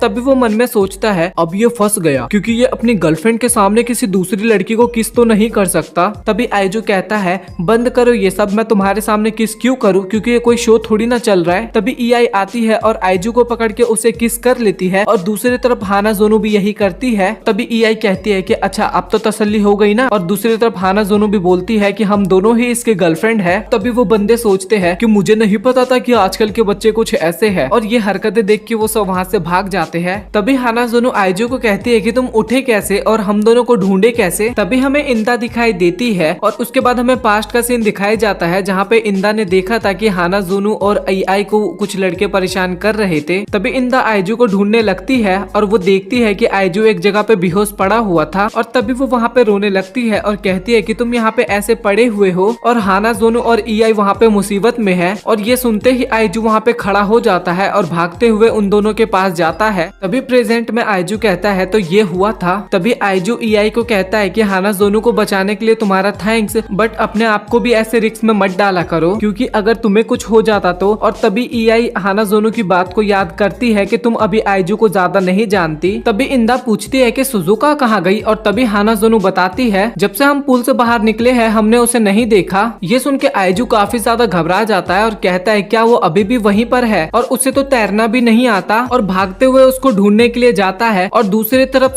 सुजुका जो कि फोन की मदद से अभी भी मदद मांग रही थी, लेकिन उसके फोन की बैटरी खत्म हो जाती है। और दूसरी तरफ आइजू जो कि चिल्ला चिल्ला के सुजुका को ढूंढ रहा था। सुजुका अपना हाथ हिला के आइजू को दिखाने की कोशिश करती है, लेकिन आइजू उसे नहीं देख पाता। और तभी सुजुका सोचती है कि अब मुझे अपने ही आवाज से उसे बताना होगा, लेकिन मेरी आवाज काफी धीमी है और शायद उसे सुनाई भी नहीं देगा। तभी सुजुका हिम्मत रख के अपनी आवाज निकालती है और आइजू बोलती है और आइजू उसे सुन भी लेता है। तभी आइजू उसे देखते हुए कहता है कि मुझे खुशी है कि तुम ठीक हो, और उसे उठा के ले जाने लगता है। और जाते वक्त सुजुका उसे किस कर लेती है और आइजू का चेहरा एकदम लाल हो जाता है और कहता है कि यहाँ पे काफी सारे लोग हैं, तो थोड़ा देख के किस किया करो। तभी इसके बाद आइजू बताता है कि मैं एक ब्रेक लेने वाला हूँ और इंदा भी मेरे साथ ही ब्रेक लेगी क्योंकि उसकी तबीयत ठीक नहीं है। तभी आइजू इंदा को कहता है कि मैंने तुम्हें नोटिस किया था जब मैं हानाजोनो और एआई से बात कर रहा था, तो तुम उन दोनों की चेस्ट देख रही थी। तभी इंदा कहती है कि ऐसा कुछ भी नहीं है। तभी आइजू कहता है कि चेंजिंग रूम में तुम कॉन्फिडेंट नहीं थी अपना स्विमसूट दिखाने के लिए, यही बात है ना। और तभी इंदा कहती है कि ऐसा कुछ भी नहीं है, मुझे सच में ठंड लग रही है। और तभी आइजू कहता है कि अगर ऐसा है तो तुमने मेलन सोडा क्यों मंगवाया है। और इंदा वहीं पे फंस जाती है। और तभी आइजू कहता है कि वो दोनों सच में काफी ज्यादा ब्यूटीफुल और गुड लुकिंग है, और तुम दोनों इंदा और सुजुका एक हाई स्कूल के मुताबिक बहुत ही ज्यादा सुंदर हो, और वो जो दोनों है वो काफी ज्यादा डिफरेंट है। तभी इंदा कहती है कि सुजुका अलग है, वो छोटी और क्यूट है, मैं तो बहुत ज्यादा लंबी हूँ और उतनी क्यूट भी नहीं हूँ। और तभी आइजू से खड़ा होने के लिए कहता है, और जैसे ही वो खड़ा होती है तभी उसका कपड़ा उतार देता है आइजू। और ये देख के इंदा उसे काफी ज्यादा मारती है, लेकिन आइजू वहाँ पे काफी ज्यादा हैरान खड़ा था और कहता है कि तुम तो इस स्विम सूट में काफी ज्यादा अच्छी लग रही हो। और तभी उसे हग करते हुए कहता है, क्या तुम बता सकती हो कि मेरा दिल कितनी जोर से धड़क रहा है? मैं फील कर सकता हूँ कि तुम्हारा दिल काफी तेज धड़क रहा है। तभी इंदा आइजू को कहती है कि तुम्हारा दिल मेरे दिल से ज्यादा तेज धड़क रहा है। तभी आइजू कहता है कि मैं तुम्हारे इतने ज्यादा क्लोज हूँ कि हम दोनों आपस में दोनों की दिल की धड़कन काफी अच्छे से सुन सकते हैं, और ये सिर्फ मैं तुम्हारे साथ कर सकता हूँ। बात ये नहीं होती कि कौन कितना ज्यादा सुंदर है या फिर कौन बेकार, तुम सभी बहुत ही ज्यादा यूनिक हो और अट्रैक्टिव हो। और ये देख के इंदा काफी ज्यादा ब्लश करने लग जाती है, और ऐसा देख के आइजू उसे किस करने के लिए जाता है, और वो दोनों एक दूसरे को किस करते हैं और मन में दोनों आपस में लव यू बोलते हैं। फिर इसके बाद वो दोनों भी पूल में जाने लगते हैं, और तभी हानाजोनो कहती है कि तुम्हारा स्विमसूट तो काफी ज्यादा क्यूट सा है। और तभी इंदा कहती है कि नहीं, ऐसा भी नहीं है। तभी आइजू कहता है, तो चलो अब तो हम सभी साथ है, तो चलो अब पूल डेट शुरू करते हैं। और इसके बाद एक एक करके आइजू सभी के साथ काफी ज्यादा टाइम स्पेंड और मजे करता है, और ये सभी लोग काफी ज्यादा खुश होते हैं। और लड़कियां आइजू को कहीं पे लेके जा रही होती है, तभी रास्ते में आइजू को एक लड़की दिखती है, और जैसे ही दोनों का आई कांटेक्ट होता है, फिर से वो सोलमेट वाला करंट उनके बीच में दौड़ता है। और इसके बाद वो लोग आगे निकल जाते हैं, और अगले दिन केमिस्ट्री लैब के पास आइजू फिर से आता है और कहता है कि वो मेरी सोलमेट थी। और जैसे ही वो अंदर चेक करता है, वहाँ पे एक दूसरी लड़की होती है, और वो लड़की आइजू से उसका नाम पूछती है। तभी आइजू से अपना नाम बताता है, और तभी लड़की अपना नाम बताती है, याकुजन कुसेरी। और तभी वो आइजू को एक ड्रग ऑफर करती है, लेकिन आइजू उसे मना कर देता है, लेकिन वो फिर भी उसे पकड़ा देती है। और तभी आइजू कहता है कि मैं यहाँ पे क्लब ज्वाइन करने नहीं आया हूँ, मैं यहाँ पे किसी को ढूंढ रहा हूँ। तभी याकुजन कहती है कि यहाँ पे ताका झाकी मत करो, और तभी आइजू उसकी ड्रिंक पीने लगता है। तभी याकुजन आइजू को एक नई चीज दिखाती है, और ये चीज उसी ने क्रिएट की थी। तो मैग्नेट किसी भी मेटल के पास लेके जाए तो वो मेटल उसमें चिपक जाता है, और उसी तरीके से इस ड्रग को पीने से तुम्हारी बॉडी मेटल की तरह बन जाएगी। तभी वो बोलती है कि चलो तो इसे एक बार पी के ट्राई करो, और आइजू हिचकिचाते हुए कहता है कि मैं इसे पी के ट्राई करूँ। तभी याकुजन कहती है कि अगर जब तक पियोगे नहीं तब तक पता कैसे चलेगा, और आइजू को ड्रिंक पिला देती है। और इसके बाद आइजू बोलता है कि मेरी बॉडी तो सच में मैग्नेट की बन चुकी है, और तभी बताती है कि इसे पीने के बाद तुम्हें 3 दिन तक कॉन्स्टिपेशन झेलना पड़ेगा, तो इसके लिए तैयार रहना। और तभी आइजू कहता है कि तुमने मुझे ये क्या पिला दिया। और तभी कुसूरी कहती है कि अगर मैं ये अपोजिट वाला ड्रिंक पी लूं तो अपोजिट अट्रैक्ट होगा। और तभी आइजू कहता है कि ये एंजल है कौन। कुसूरी कहती है कि ये तो काफी ज्यादा स्ट्रॉन्ग है और मैं तुमसे अलग नहीं हो पा रही, बट कोई बात नहीं क्योंकि इसका इफेक्ट 10 मिनट बाद खत्म हो जाएगा। तभी कुसूरी कहती है कि रुको, मुझे बहुत तेज टॉयलेट आ रहा है। और तभी आइजू कहता है कि क्या तुम मुझसे चिपक के ही कर दोगी। तभी वो कहती है कि नहीं, कोई प्रॉब्लम नहीं है क्योंकि मैं डायपर पहनती हूँ। और इसके बाद वो बोलती है कि अब मैं रुक नहीं सकती, और आइजू काफी तेज चिल्लाता है। तभी कुसूरी कहती है कि 10 मिनट हो गए, तो देखा ना आइजू केमिस्ट्री कितनी बढ़िया चीज है। कुसूरी बताती है कि मुझे ड्रिंक्स बनाना बहुत ही ज्यादा पसंद है। और तभी आइजू मन में सोचता है कि इसे सच में ये काम बहुत पसंद है, लेकिन तभी वो सोचता है वेट, मैं तो यहाँ पे अपनी सोलमेट ढूंढने आया हूँ, फिर भी मुझे इसको देख के इतनी एक्साइटमेंट क्यों हो रही है। और तभी कुसूरी कहती है क्या तुम मेरी क्यूटनेस पे मर रहे हो ना। और तभी कुसूरी कहती है कि जो ड्रिंक तुमने पी थी वो एक लव पोशन था। और इसके बाद आइजू शॉक्ड हो जाता है और तभी कुसूरी कहती है कि मुझे तुम पसंद आ गए हो और आई लव यू आइजू कहती है और मन में सोचती है कि मैंने इसे लव पोशन पिलाया है तो ये मुझे मना नहीं कर पाएगा। और जैसे ही आइजू की तरफ देखती है तो वो उल्टी कर रहा होता है। तभी कुसेरी चिल्लाते हुए कहती है कि तुम्हें एक लड़की ने प्रपोज किया है और तुम ये कर रहे हो। तभी आइजू कहता है ये देखो बोल भी कौन रहा है जिसने हक करते हुए टॉयलेट कर दिया। और वो कहता है कि मैं लव पोशन को निकालने की कोशिश कर रहा हूँ। तभी कुसेरी कहती है कि मुझे लगता है कि ये मुझे पसंद नहीं करता और रोने लग जाती है। और तभी आइजू कहता है कि मैं तुम्हें पसंद करूँ वो भी किसी ड्रग के कारण तो ये फीलिंग्स नहीं होती। और इसके बाद आइजू को कुछ होने लगता है और तभी कुसूरी सोचती है कि कहीं मैंने ये ड्रग ज्यादा स्ट्रॉन्ग तो नहीं बना दिया। और इसके बाद कुसूरी एक दूसरा ड्रिंक ला के देती है और कहती है कि तुम ये ड्रिंक पी लो, इससे लव पोशन का असर खत्म हो जाएगा। लेकिन आइजू वो ड्रिंक पीने के हालत में तो बिल्कुल भी नहीं था। तो कुसूरी कहती है कि अब कोई रास्ता नहीं है और इसके बाद वो खुद ड्रिंक पी लेती है और आइजू को किस करते हुए उसके मुंह में डाल देती है ड्रिंक। और इसके बाद आइजू ठीक हो जाता है। और तभी कुसूरी कहती है कि ड्रग का असर तो अब खत्म हो गया है। तभी आइजू कहता है लेकिन फिर भी तुम मुझे काफी ज्यादा क्यूट लग रही हो और दोनों आपस में काफी ज्यादा ब्लश करने लगते हैं। तभी कुसूरी आइजू के सामने झुक के आई लव यू बोलती है और कहती है कि तुम जो बोलोगे मैं वो करूंगी, बस मुझे अपनी गर्लफ्रेंड बना लो। तभी आइजू कहता है कि प्लीज अपना सर ऊपर करो। और तभी इसकी बॉडी बड़ी होने लगती है और ये कोई और नहीं वही लड़की थी जिसके साथ कल सोलमेट वाला करंट दौड़ा था आइजू के सामने। और ये देख के आइजू काफी हैरान हो जाता है। और तभी कुसूरी बताती है कि जब मैंने तुम्हें न्यूट्रीलाइजर पिलाया तो शायद मैंने भी पी लिया होगा। वैसे मैं असलियत में ऐसी दिखती हूँ बट एक ड्रग की वजह से मैं छोटी हो जाती हूँ। और वैसे मैं 3rd ईयर की स्टूडेंट हूँ और केमिस्ट्री लैब की प्रेसिडेंट भी। और तभी आइजू मन में सोचता है ये तो सीनियर है और काफी ज्यादा एक्साइटमेंट भरा। और तभी आइजू भी नीचे झुकते हुए कहता है कि मैं तुम्हें अपनी गर्लफ्रेंड बनाने के लिए तैयार हूँ। इसके बाद आइजू फिर से उन चारों के सामने कुसूरी की कहानी बताता है और पूछता है क्या मैं इसे अपनी गर्लफ्रेंड बना लूं। इंदा कहती है कि अपने बारे में कुछ और बताओ। और तभी कुसूरी बताती है कि मुझे ड्रग्स बहुत ज्यादा पसंद है। और तभी इंदा पूछती है क्या ये ठीक तो है ना। तभी आइजू बताता है कि ये ऐसी केवल ड्रग्स पीने की वजह से हुई है, वैसे तो ये एक 3rd ईयर की स्टूडेंट है। तभी कुसूरी बताती है कि मैं तुम सबके लिए भी ड्रग्स लेके आई हूँ, इंदा के लिए ब्रेस्ट बढ़ाने का ड्रग। तभी इंदा गुस्से में कहती है तुम कहना क्या चाहती हो। तभी कुसूरी कहती है तो तुम्हें नहीं चाहिए तो ट्विस्टिफाई मेडिसिन कैसा होगा। तभी इंदा गुस्से में कहती है तुम चाहती क्या हो। और वो 1-2 पोशन और दिखाती है और इसके बाद इंदा काफी ज्यादा गुस्सा हो जाती है और कहती है कि तुम्हें मेरे बारे में इतना कुछ पता कैसे चला। तभी कुसूरी कहती है कि आइजू से। और इसके बाद इंदा आइजू को मारने लगती है। और तभी कुसूरी कहती है कि रुक जाओ, आइजू ने मुझे तुम्हारे बारे में बताया था कि वो काफी ज्यादा सुंदर है और भोली और क्यूट है। इसके बाद इंदा आइजू से माफी मांगने लगती है और गले मिलती है। फिर इसके बाद कुसूरी हानाजोनो को देती है हॉट स्टफ मेडिसिन और इससे वो और भी ज्यादा हॉट बन जाएगी। और मन में सोचती है कि इससे मैं आइजू को और भी ज्यादा दीवाना बनाऊंगी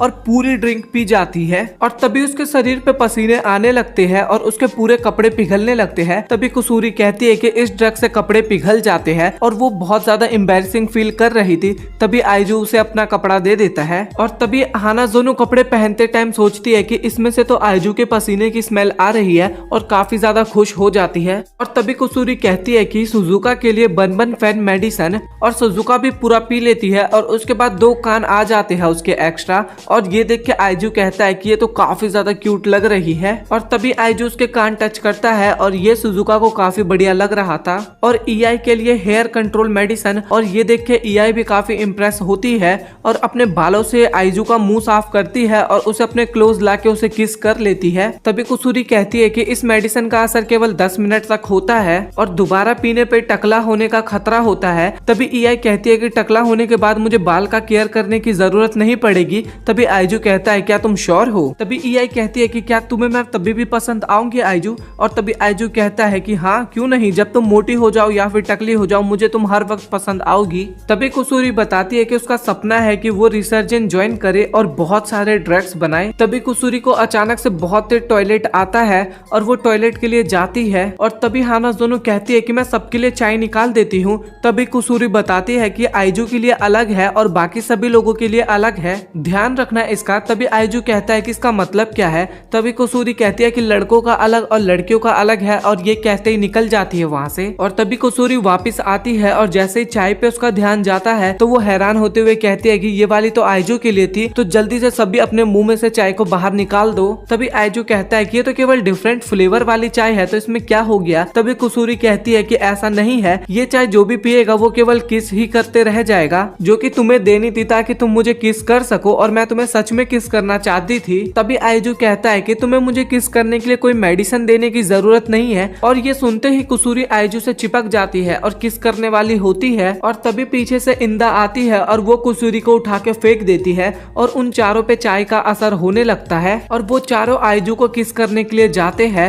और तभी कुसूरी सोचती है कि फिर से मैंने गड़बड़ कर दिया और हमेशा यही होता है, और तभी आइजू को वहां से भागने के लिए कहती है। तभी कुसूरी बताती है कि ये ड्रग्स का साइड इफेक्ट है। तभी आइजू कहता है कि तुम चाहती थी मैं ऐसा बन जाऊं। तभी कुसूरी बताती है कि केवल लड़कियों पे इस टाइप का असर करता है, लड़कों पे नहीं, और ये बहुत ही ज्यादा पावरफुल हो चुके हैं, एक किस ज़ॉम्बी बन चुके हैं, और अगर ये तुम्हें पकड़ लेंगे तो हमेशा तुम्हें किस करते ही रहेंगे। तभी आइजू मन में सोचता है फिर तो ये जन्नत जैसा होगा। तभी कुसूरी बताती है कि अगर इन्हें मेडिसिन नहीं दिया तो ये हमेशा ऐसे ही बन जाएंगी। तभी आइजू पूछता है कि कितने देर में इनके शरीर में मेडिसिन पूरा फैल जाएगा। तभी कुसूरी बताती है कि सिर्फ 1 घंटे में। और तभी आइजू कहता है तो हमें जल्दी से इन्हें मेडिसिन देना होगा। आइजू और कुसूरी केमिस्ट्री लैब की तरफ भाग रहे होते हैं क्योंकि लड़कियों को ठीक करने की मेडिसिन वहीं पे थी। ईआई उन चारों लड़कियों को अलग अलग होने के लिए कहती है और भागते वक्त आइजू भी कुसूरी को कहता है कि हम भी अलग हो जाते हैं, और इसके बाद ये दोनों ऐसा ही करते हैं। तभी सुजुका आइजू के पीछे थी और तभी आइजू कहता है कि मैं सही था, ये मेरा ही पीछा कर रही है और ये बाकियों से स्लो है, और जब तक बाकी मुझे पकड़े तब तक मैं यहाँ से दूर भाग जाता हूँ। और तभी सुजुका वहाँ पे गिर जाती है और तभी आइजू उसके पास आके पूछता है क्या तुम ठीक तो हो ना। और तभी वो उसे उठा के नर्स के रूम में लेके जाता है, लेकिन वो रूम बंद होता है और इसके बाद आइजू उसे खुद ही ट्रीट करने लग जाता है। और आइजू उस टाइम पे भूल चुका था कि सुजुका के ऊपर मेडिसिन का असर है, और जैसे ही उसे याद आता है तब तक में बहुत देर हो चुकी थी। और आप लोग सोच रहोगे कि ये लोग ऐसे क्यों भाग रहे हैं, तो आप एपिसोड नंबर 7 जाके देखो, उसमें आपको सब चीज क्लियर हो जाएगा। इसके बाद सुजुका आइजू को पकड़ के लगातार किस करने लग जाती है और हद से ज्यादा किस करने लग जाती है सुजुका, और आइजू भी भाई इसको एंजॉय तो कर रहा था। इसके बाद तभी आइजू उसे दूर हटाता है और कहता है कि मुझे तुम्हें ठीक करना ही होगा, और आइजू सुजुका को कपड़े टांगने वाले हैंगर के ऊपर टांग के चला जाता है। फिर आइजू के पीछे इंदा और हानाजोनु पड़ते हैं और इंदा हानाजोनु को घुमा के सीधा आइजू के ऊपर फेंकती है, और इस कारण आइजू नीचे गिर जाता है और उन दोनों के हाथ से पकड़ा जाता है। और इसके बाद इंदा और हानाजोनु दोनों मिलके बारी बारी आइजू को किस करने लग जाते हैं। तभी आइजू कहता है कि मेरा दिमाग तो एकदम ब्लैंक होते जा रहा है, और ये दोनों सुजुका से काफी ज्यादा स्ट्रॉन्ग है। तभी सुजुका और हानाजोनु आपस में लड़ने लगते हैं, और तभी आइजू कहता है कि ये दोनों ज़ॉम्बी बनने के बाद भी आपस में लड़ रहे हैं। और तभी आइजू उन दोनों को पास मिला के आपस में ही किस करवा देता है, और इसके बाद वो दोनों काफी ब्लश करने लगते हैं, और इसके बाद वो दोनों आपस में किस करने लग जाते हैं। और तभी आइजू कहता है कि इन दोनों ने किस करने वाली मेडिसिन पी है, और ये दोनों काफी ज्यादा क्लोज भी है और हर दिन लड़ते भी रहते हैं। तभी उसको याद आता है और कहता है कि मेरे पास ये सब देखने का टाइम नहीं है और मुझे अभी केमिस्ट्री लैब जाना है। भागते हुए जाता है और जैसे ही गेट खोलता है तो वहाँ पे उसे ईआई देखने को मिलती है, और ये देख के वो तुरंत ही गेट बंद कर देता है। जैसे ही ईआई बाहर आती है तो उसे वहाँ पे कोई भी नहीं दिखता क्योंकि आइजू एक बॉक्स में छुप जाता है। तभी आइजू उसके अंदर कहता है कि मेरे पे ज्यादा टाइम नहीं है क्योंकि ये मुझे बहुत जल्द ढूंढ लेगी, लेकिन अभी भी मुझ पे उम्मीद है क्योंकि कुसूरी अगर इस बीच लैब पहुंच जाए तो बहुत बढ़िया रहेगा। और जैसे ही वो अपने बगल में देखता है तो वहाँ पे ऑलरेडी कुसूरी बैठी होती है, और ये देख के आइजू काफी तेज चिल्लाता है और कहता है कि तुम यहाँ पे क्या कर रही हो। तभी वो बताती है कि मैंने लैब में जाने का ट्राई किया था बट ईआई ने मुझे देख लिया तो मैं इसलिए यहीं पे आके छुप गई। तभी आइजू कहता है कि ईआई को तो मुझे ढूंढना चाहिए ना क्योंकि वो मुझे किस करना चाहती है, लेकिन तभी कुसूरी कहती है कि उसको पता चल चुका कि हम दोनों एक ही टीम में हैं। तभी आइजू कहता है कि ज़ॉम्बी बनने के बाद भी ये काफी ज्यादा इंटेलिजेंट है और ऐसे में तो वो हम दोनों को ढूंढ लेगी। तभी कुसूरी कहती है कि तुम उसका ध्यान भटकाओ और मैं तुरंत लैब में चली जाऊंगी। और तभी आइजू कहता है कि अगर मैंने ऐसा किया भी तो ईआई समझ जाएगी कि मैं उसका ध्यान भटका रहा हूँ और वो तुम्हें पकड़ लेगी। तभी मन में सोचता है आइजू क्या करूँ अब मैं, और अगर मैंने जल्दी कुछ नहीं किया तो ये हमेशा के लिए ऐसे ही हो जाएंगी और मुझे उन्हें बचाना होगा। तभी कुसूरी रोते हुए कहती है कि मैं हमेशा ऐसा ही करती हूँ, ड्रग्स हमेशा मुसीबत खड़ी करती है और मैंने अपने सारे केमिस्ट्री लैब्स के मेंबर्स को खो दिया और मैं तुम्हें बहुत ज्यादा प्यार करती हूँ और मैं तुम्हारे लिए मुसीबत खड़ी नहीं करना चाहती और मैं चाहती हूँ कि तुम मुझे हेट ना करो, और बस बहुत हो गया, अब मैं हमेशा के लिए ड्रग्स बनाना बंद कर दूंगी, मुझे माफ कर दो आइजू। और कुसूरी के पास हमेशा एक रिवर्सिंग मेडिसिन का डोज होता है और तभी आइजू कहता है कि हमें बस एक चाहिए, इससे हम ईआई को ठीक कर सकते हैं। और तभी कुसूरी उसे पीने लग जाती है और तभी फिर चिल्लाते हुए आइजू कहता है कि ये तुम क्या कर रही हो। और तभी तभी उसके हाथ से मेडिसिन गिर जाता है और तभी कुसूरी कहती है कि ये तुमने क्या कर दिया। तभी आइजू कहता है कि यही तो मैं तुमसे पूछ रहा हूँ, क्योंकि वो डोज तो ईआई के लिए था ना।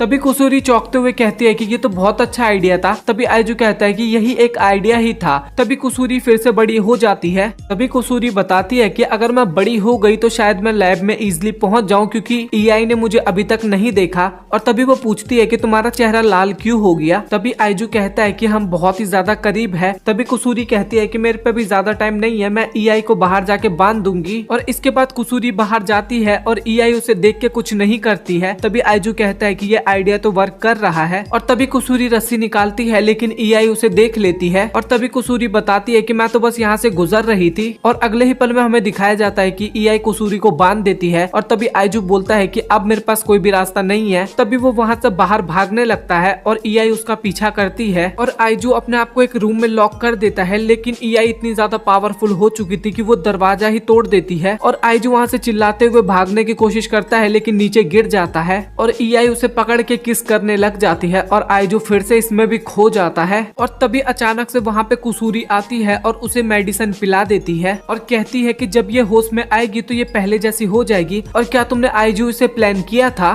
तभी आइजू कहता है कि मैं इसे प्लान तो नहीं कह सकता, बट मैंने इसका ध्यान भटकाया कि जब तक तुम ठीक हो जाओ। तभी कुसूरी चौंकते हुए कहते हैं कि हाँ तुमने सही कहा, जब मैं छोटी हुई तो मैं उस रस्सी से अपने आप बाहर निकल गई। और तभी कुसूरी बताती है कि चलो अब बाकियों को भी मेडिसिन दे दे। और तभी वो चारों लड़कियां उठती है। हानाज़ोनो दिखाई जाती है जो कि अपने मदर के पास जाती है और उसकी मदर उसके कान में कुछ कहती है। और ये सुन के हानाज़ोनो काफी ज्यादा हैरान होती है और वो कहने के बाद उसकी मदर वहां से चली जाती है। और अगले ही सीन में हमें एक फ्लावर पार्क दिखाया जाता है जहाँ पे सभी लोग आए होते हैं और यहाँ पे आने का आइडिया हानाज़ोनो का ही था। तभी हानाज़ोनो आइजू को कहती है कि मैं यहाँ पे तुम्हारे साथ हमेशा से आना चाहती है और मैं तुम्हें बताना चाहती हूँ। और तभी वहाँ पे एक अनाउंसमेंट होती है, बुके टॉस इवेंट स्टार्ट होने वाला है। तभी हानाज़ोनो बताती है कि ये पार्क की एक फेमस एक्टिविटी है, जो भी बुकों को कैच करता है उन्हें एक वेडिंग ड्रेस गिफ्ट की जाती है और उसका उसके पार्टनर के साथ एक फोटो शूट होता है। और तभी आइजू कहता है कि हमें इसमें हिस्सा लेना चाहिए। और ये सुनने के बाद कुसूरी काफी ज्यादा एक्साइटेड हो जाती है। और तभी हानाज़ोनो मन में सोचती है कि वेडिंग ड्रेस को पहनना मेरा बचपन से ही सपना था और आज मैं फाइनली उसे सच कर सकती हूँ। और इवेंट स्टार्ट होता है और वहाँ पे एक बहुत ही तगड़ी लड़की बोलती है, बुके को पकड़ लेना ताकि मैं और यू फोटो शूट कर सके। और उसके असिस्टेंट कहते हैं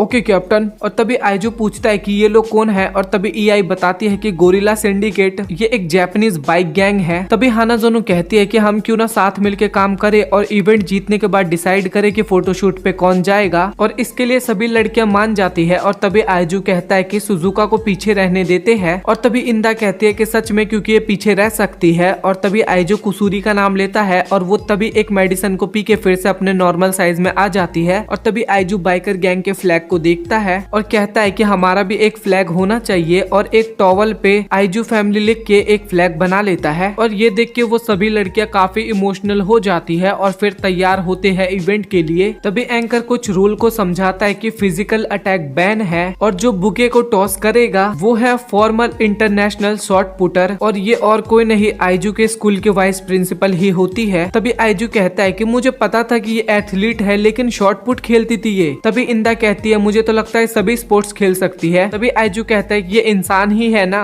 तभी टीचर बुके फेंकती है और वो काफी दूर फेंकता है और सभी लोग उसके पीछे चले जाते हैं। तभी वो बाइक वाली लड़की सभी को मारने लगती है और कहती है ये कोई फिजिकल अटैक नहीं है, हम तो बस ट्रेनिंग कर रहे हैं। और ये बाकी लोगों को उठा उठा के फेंकने लगती है और एक बंदा तो हानाज़ोनो के ऊपर आने वाला था, लेकिन इंदा उसे आके बचा लेती है। तभी वो कहती है कि अगर रूल तुम इस तरीके से बदलोगी तो मैं भी तुम्हारा ग्रुप को ज्वाइन करने वाली हूँ और मैं भी ये ट्रेनिंग करने को तैयार हूँ। तभी वो लड़की पूछती है कि तुम में इतनी ताकत कैसे है। और तभी इंदा कहती है कि मैं इस गोरिल्ला को रोकती हूँ, तुम बस जाके बुके को पकड़ो। और जैसे ही बुके गिरने वाली होती है बाकी के मेंबर्स तूफान ले आते हैं और बुके फिर से ऊपर चली जाती है। और आइजू उसको पकड़ने के लिए उसके पीछे जाता है और तभी उसे हवा में कुछ दिखाई देता है और ये और कोई नहीं सुजुका होती है। और ये आइजू के टॉवल की मदद से हवा में उड़ रही थी और जो तूफान उस गैंग के मेंबर्स ने किया था उस कारण सुजुका भी उड़ जाती है हवा में और सुजुका हवा में ही उस बुके को पकड़ लेती है और वो तीनों सुजुका को पकड़ने की कोशिश करते हैं, लेकिन उनके ब्रेस्ट पे टकरा के वो उछल जाती है और तभी आइजू उसे कैच कर लेता है। और ये देखने के बाद वो गोरिल्ला लड़की रोने लगती है और तभी इंदा कहती है कि थैंक्स मुझसे फाइट करने के लिए, और वो दोनों हाथ मिलाते हैं और आइजू कहता है कि हम लोग तो जीत गए। और तभी हानाज़ोनो कहती है कि चलो तो डिसाइड करे कि अब आइजू के साथ कौन पिक्चर क्लिक करवाएगा, और स्टिक निकालती है और कहती है कि जिनके स्टिक के पीछे रेड मार्क होगा वो जीत जाएंगे। और मन में कहती है कि विनिंग स्टिक के पीछे एक छोटा सा कट है, बट अगर मैं पहले ले लूं तो इनको डाउट हो जाएगा, तो इसीलिए मैं पहले किसी और को चुनने के लिए कहूंगी। और वो ईआई के बारे में सोचती है क्योंकि ये अपने करीब जो स्टिक होगी उसी को चुनने वाली है, और मुझे माफ कर देना क्योंकि मुझे अपना सपना पूरा करना है। तभी वो ईआई से पूछती है कि क्या तुम स्टार्ट करना चाहोगी, और तभी ईआई कहती है कि मैं उठाऊं, इससे बढ़िया रहेगा कि सभी एक साथ स्टिक उठाए। और ये सुनते ही हानाज़ोनो शॉक्ड हो जाती है और मन में सोचती है कि मैंने तो ये सोचा ही नहीं था। और इसके बाद सभी लोग स्टिक चुनते हैं और बाई लक हानाज़ोनो ही वो गेम जीतती है। और वहाँ पे कोसूरी रोने लगती है, लेकिन आइजू कहता है कि हम नेक्स्ट मंथ फिर से आ जाएंगे। तभी हानाज़ोनो कहती है किसी और को आइजू के साथ पिक्चर लेनी चाहिए, इससे उन दोनों की यादें ज्यादा होंगी। और बोलती है कि कुसूरी तुम आइजू के साथ पिक्चर क्लिक करवा सकती हो अगर तुम्हारा मन है तो। और कुसूरी उसे हक करती है और थैंक यू बोलती है। और तभी वो चुप हो जाती है और बोलती है कि रहने दो, तुम ही जाओ, क्योंकि मैं तुम्हें और आइजू दोनों को ही प्यार करती हूँ, तो तुम दोनों को भी एक साथ पिक्चर लेते हुए देखना काफी मजेदार होगा। तभी हानाज़ोनो कहते हैं कि हम सभी लोग एक साथ क्यों नहीं लेते पिक्चर, और फिर इसके बाद वो सभी लोग एक साथ पिक्चर क्लिक करवाते हैं। तभी हानाज़ोनो कहती है कि थैंक यू आइजू, क्योंकि ये मेरा सपना था, मैं जिससे प्यार करती हूँ उसके साथ मुझे एक पिक्चर क्लिक करवाना था, और तुम्हारे साथ मैं शुरुआत से लेकर अभी तक काफी ज्यादा खुश हूँ। ये ऐसा है जैसे कि कोई मैं फैंटेसी लाइफ जी रही हूँ। तभी आइजू कहता है कि मैं भी सेम ही फील करता हूँ, तो तुम्हारा भी थैंक यू। तभी हानाज़ोनो बोलती है कि मेरी एक और रिक्वेस्ट है। तभी आइजू बोलता है कि बोलो, क्योंकि मैं तुम्हारी सभी रिक्वेस्ट को पूरी करूंगा। तभी हानाज़ोनो बोलती है कि तुम प्लीज मुझसे ब्रेकअप कर लो। और तभी अगले सीन में आइजू सोचता है कि हानाज़ोनो ने मुझसे ऐसा क्यों बोला,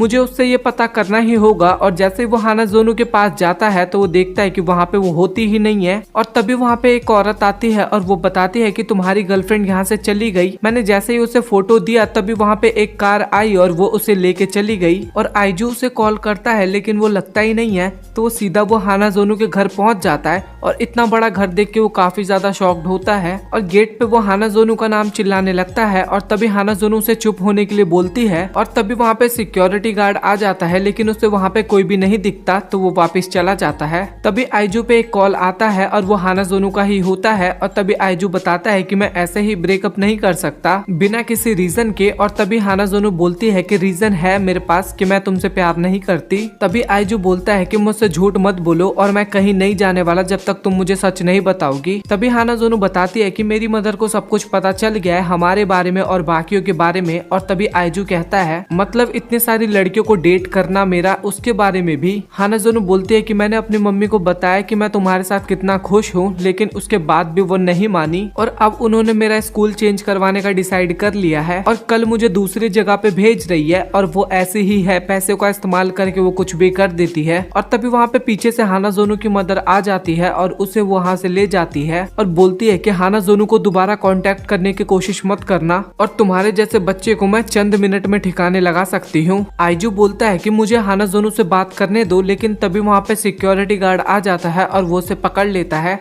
और तभी हानाज़ोनो की मदर बोलती है कि मैंने तुम्हें उससे दूर रहने के लिए बोला था ना, और मैं चाहूँ तो उसे कहीं भी दूर भेज सकती हूँ जहाँ कोई भी उसे कभी भी नहीं देख पाएगा। और ये सुनते ही हानाज़ोनो अपनी माँ से माफी मांगने लग जाती है और कहती है कि मुझे माफ कर दो, मैं आपकी सारी बातें मानूंगी, बट आइजू को आप कुछ मत करना। तभी उसकी मदर बोलती है कि मैं जो भी करती हूँ तुम्हारे भले के लिए करती हूँ और मैं किसी ऐसे पर्सन के साथ तुम्हें नहीं रहने दे सकती। और दूसरी तरफ आइजू जो कि काफी ज्यादा गुस्से में होता है क्योंकि ये हानाज़ोनो के लिए कुछ भी नहीं कर पा रहा था। और इसके बाद वो जाके सभी लड़कियों को सब कुछ बताता है। और तभी कुसूरी पूछती है कि अब तुम क्या करोगे आइजू। तभी आइजू कहता है कि मैं उनके मेंशन जाके हानाज़ोनो को वहाँ से भगा लूंगा। तभी सुजुका बोलती है कि ये इतना ज्यादा भी आसान नहीं होगा और इंदा बोलती है कि वो तुम्हें इजिली ढूंढ लेंगी। तभी आइजू बोलता है कि मैं सब कुछ करूंगा हानाज़ोनो की खुशी के लिए। आज मैं और हानाज़ोनो ये शहर छोड़ के चले जाएंगे लिए और एक दिन मैं जरूर आऊंगा तुम लोगों के लिए वापस, और क्या तुम लोग मेरा वेट करोगी। इंदा बोलती है कि अब पता नहीं कब मैं तुम्हें देखूंगी और क्या पता ना भी देख पाऊं, और हम यहाँ पे बैठ के तुम्हारा इंतजार ही नहीं करते रहेंगे, तो इसलिए मैं भी तुम्हारे साथ चलूंगी और मैं तुम्हारी मदद करूंगी उस बेवकूफ को बचाने में। और बाकी लड़कियां भी कहती है कि हम भी तुम्हारे साथ आएंगे। आइजू मन में सोचता है कि सभी लोग हानाजोनो को मेरी तरह प्यार करते हैं। इसके बाद वो लोग हानाजोनो को बचाने का मिशन शुरू करते हैं। फिर इसके बाद आइजू हानाजोनो को कॉल करता है लेकिन उसका कॉल नहीं लगता। फिर इसके बाद आइजू एक आइडिया सोचता है कि रबड़ बॉल उसकी खिड़की पे फेंक के रस्सी की मदद से उसको नीचे ला के यहाँ से भागने का।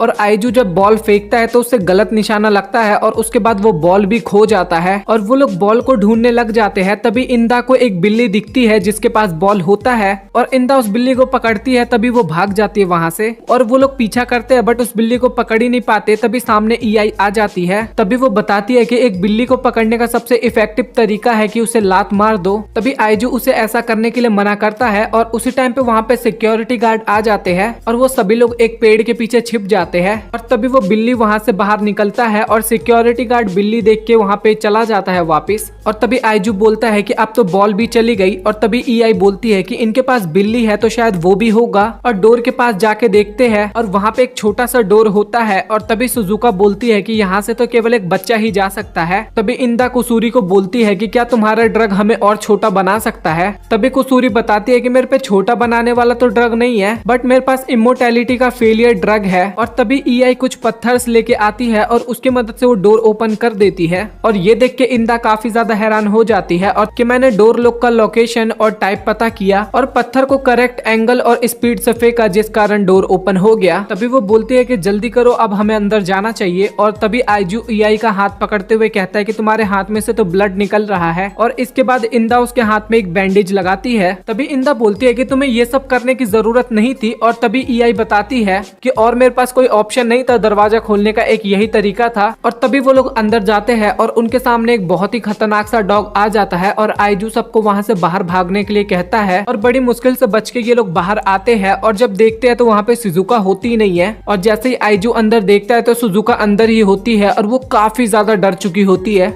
और आइजू चिल्लाने वाला होता है बट ईआई उसके मुंह पे हाथ रख के बोलती है कि तुम सिक्योरिटी अलर्ट कर दोगे। और दूसरी तरफ शिजुका डर के मारे खड़ी भी नहीं हो पा रही थी और वो डर के मारे नीचे लेट जाती है और उसके पास डॉग आ रहा होता है। और भाई शिजुका का शक्ल यहाँ पे काफी ज्यादा फनी लगता है और डॉग उसके पास आने के बाद उसे चाटने लग जाता है। और तभी ईआई बताती है कि मुझे पता था कि ये डॉग शिजुका पे अटैक नहीं करने वाला क्योंकि डॉग की एक खासियत है कि वो अपने से कमजोर की हमेशा रक्षा करता है। तभी इंदा बोलती है कि अगर कोई उनके इलाके में घुसे तब भी। और तभी ईआई बोलती है कि शायद कंफर्म नहीं हूँ बट मैं। तभी आइजू पूछता है कि अब हमें क्या करना चाहिए। और तभी ईआई बताती है कि सुजुका को उस डॉग की आंख पे अटैक करना चाहिए। तभी कुसूरी कहती है कि ये सब तुम मेरे ऊपर छोड़ दो और इस ड्रग की मदद से वो डॉग सो जाएगा। और वो सुजुका की तरफ फेंकती है और कहती है कि इसे इस्तेमाल करो। और सुजुका ये ड्रग डॉग को पिलाने की जगह खुद ही पी जाती है और खुद ही सो जाती है। और ये देख के इंदा काफी ज्यादा गुस्सा होती है और कहती है कि बेवकूफ, तुमने उसे डॉग को पिलाने के लिए क्यों नहीं बोला। और तभी ये डॉग सुजुका के मुंह से टपकता हुआ ड्रग को चाट लेता है और वो भी सो जाता है। और ये लोग फिर आगे बढ़ते हैं और सुजुका को ड्रग देके उठा दिया जाता है। और आगे वहाँ पे फिर से उनके सामने बिल्ली आ जाती है और जैसे वो बिल्ली आगे बढ़ती है तभी वहाँ पे अलार्म बजने लगता है और फिर से वहाँ पे सिक्योरिटी गार्ड आ जाते हैं। और फिर से सिक्योरिटी गार्ड को वहाँ पे कोई नहीं दिखता बिल्ली के अलावा। और सिक्योरिटी गार्ड भी बोलते कि भाई ये बिल्ली कितनी परेशान करेगी हमें। और वो लोग दरवाजे के पीछे छिप रखे थे इसलिए वो लोग फिर से बच जाते हैं। तभी वो कहते हैं कि यहाँ पे इंफ्रारेड सेंसर लगे हुए हैं। तभी ईआई कहती है कि आईआर गॉगल के बिना हमारे फेल होने के 99% चांस है। तभी कुसूरी कहती है कि मैंने इंफ्रारेड आई ड्रॉप लाई है। तभी आइजू उसे अपनी आंखों में डालने लगता है और तभी कुसूरी कहती है कि इसका साइड इफेक्ट ये है कि तुम्हें कुछ भी दिखेगा नहीं इसके बाद सिवाय इंफ्रारेड के।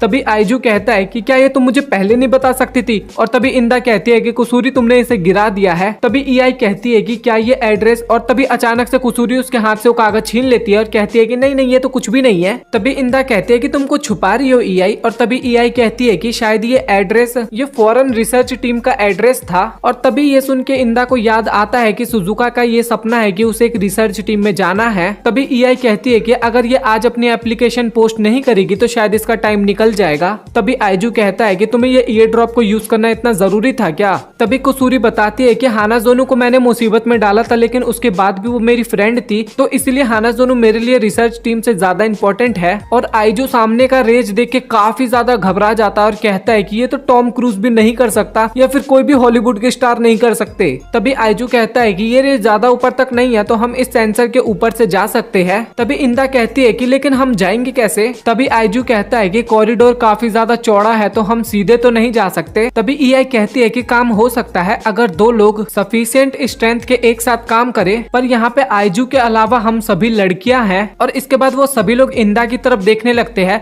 और तभी इंदा पूछते है कि क्या हुआ, और इसके बाद आइजू और इंदा को एक साथ बांध दिया जाता है। तभी इंदा चिल्लाते हुए कहती है कि मैं भी तो एक लड़की ही हूँ। फिर इसके बाद वो दोनों ऊपर जाना स्टार्ट करते हैं। तभी ये लोग सेंसर के ऊपर आ जाते हैं और तभी आइजू पूछता है कि क्या तुम ठीक तो हो ना इंदा, और तभी इंदा हाँ बोलती है। तभी आइजू बोलता है कि लेकिन तुम्हारे कपड़े तो काफी ज्यादा स्मूथ और सिल्की लग रहे हैं। तभी इंदा हिचकिचाते हुए बोलती है कि नहीं, कपड़ा ही ऐसा ही है। तभी आइजू कहता है कि अच्छा ठीक है, लेकिन मुझे तो कुछ और ही लग रहा था। तभी इंदा मन में सोचती है कि आइजू का मुंह मेरे पेट पे है तो प्लीज ज्यादा टाइट मत करो, और मन में बहुत ही जोर से चिल्लाने लगती है और वो नीचे गिरे इससे पहले वो बहुत मुश्किल से क्रॉस कर ही लेते हैं। तभी आइजू बाकी सभी को बोलते हैं हम आगे जा रहे हैं, तुम यहाँ पे तैयार रहना। और अगले सीन में वो दोनों हाना जोनू के गेट के सामने होते हैं और जैसे ही इंदा गेट खोलती है तो सामने हाना जोनू रो रही होती है और तभी अचानक से वहाँ पे अलार्म बजता है। तभी आइजू समझ जाता है कि डोर पे भी अलार्म लगाया गया था और तभी हाना जोनू बोलती है कि तुम यहाँ पे क्या कर रहे हो। तभी आइजू बोलता है कि हम तुम्हें यहाँ से ले जाने आए हैं, जल्दी चलो। और तभी वहाँ पे काफी ज्यादा सिक्योरिटी गार्ड आ जाते हैं और तभी हाना जोनू की मदर वहाँ पे आ जाती है और कहती है कि तुम दोनों यहाँ पे क्या कर रहे हो,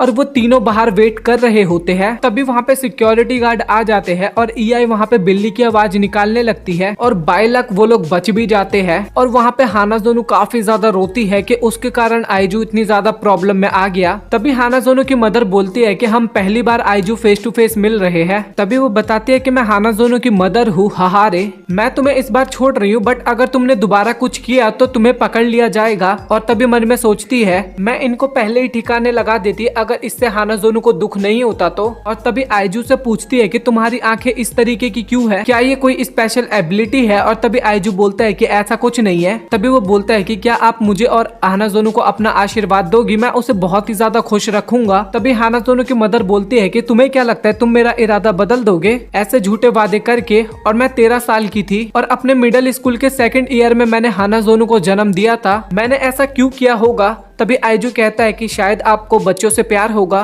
तभी वो बोलती है कि गलत, क्योंकि मैं जिससे प्यार करती थी वो बीमार हो गया और मरने की कगार पे था और मुझे कुछ चाहिए था जिससे मुझे पता लगे कि वो एग्जिस्ट करता है, तो मैंने आर्टिफिशियल इंसेमिनेशन के जरिए बच्चे को जन्म दिया 13 साल की उम्र में। और अब मैं सोचती हूँ तो मुझे लगता है कि मैंने वो गलत किया, लेकिन ये हमारे खून में है, मेरे और हाना जोनू दोनों के, कि एक बार प्यार में पड़ जाए तो अंधे हो जाते हैं और खुद को कन्विंस करते रहते हैं कि प्यार ही है जिससे खुशी मिलेगी। लेकिन वो मर चुका था और मैंने अपनी पूरी जिंदगी हाना जोनू को पालने में लगाया और मैं उससे बहुत ज्यादा प्यार भी करती थी, लेकिन हाना जोनू उसकी कमी पूरी नहीं कर सकती थी। और जब से वो मरा है तब से ऐसा एक भी दिन नहीं गुजरा जो मैंने ये खुद से नहीं पूछा है क्या यही वो खुशी भरी जिंदगी थी जो मैं चाहती थी। और मैं नहीं चाहती कि हाना जोनू कभी ऐसा फील करे, तो इसीलिए मुझे उसकी आंखें खोलनी पड़ेगी इससे पहले कि देर हो जाए। और उसे ये बताना होगा कि जो 5 लड़कियों को डेट करता हो वो कभी भी उसे खुश नहीं रख सकता। और मैंने ये डिसीजन खुद के एक्सपीरियंस से बनाया है और तुम्हारे बोलने से मेरा ये डिसीजन चेंज नहीं होने वाला। और ये सब सुन के आइजू वहाँ पे काफी ज्यादा रोने लग जाता है और इंदा बोलती है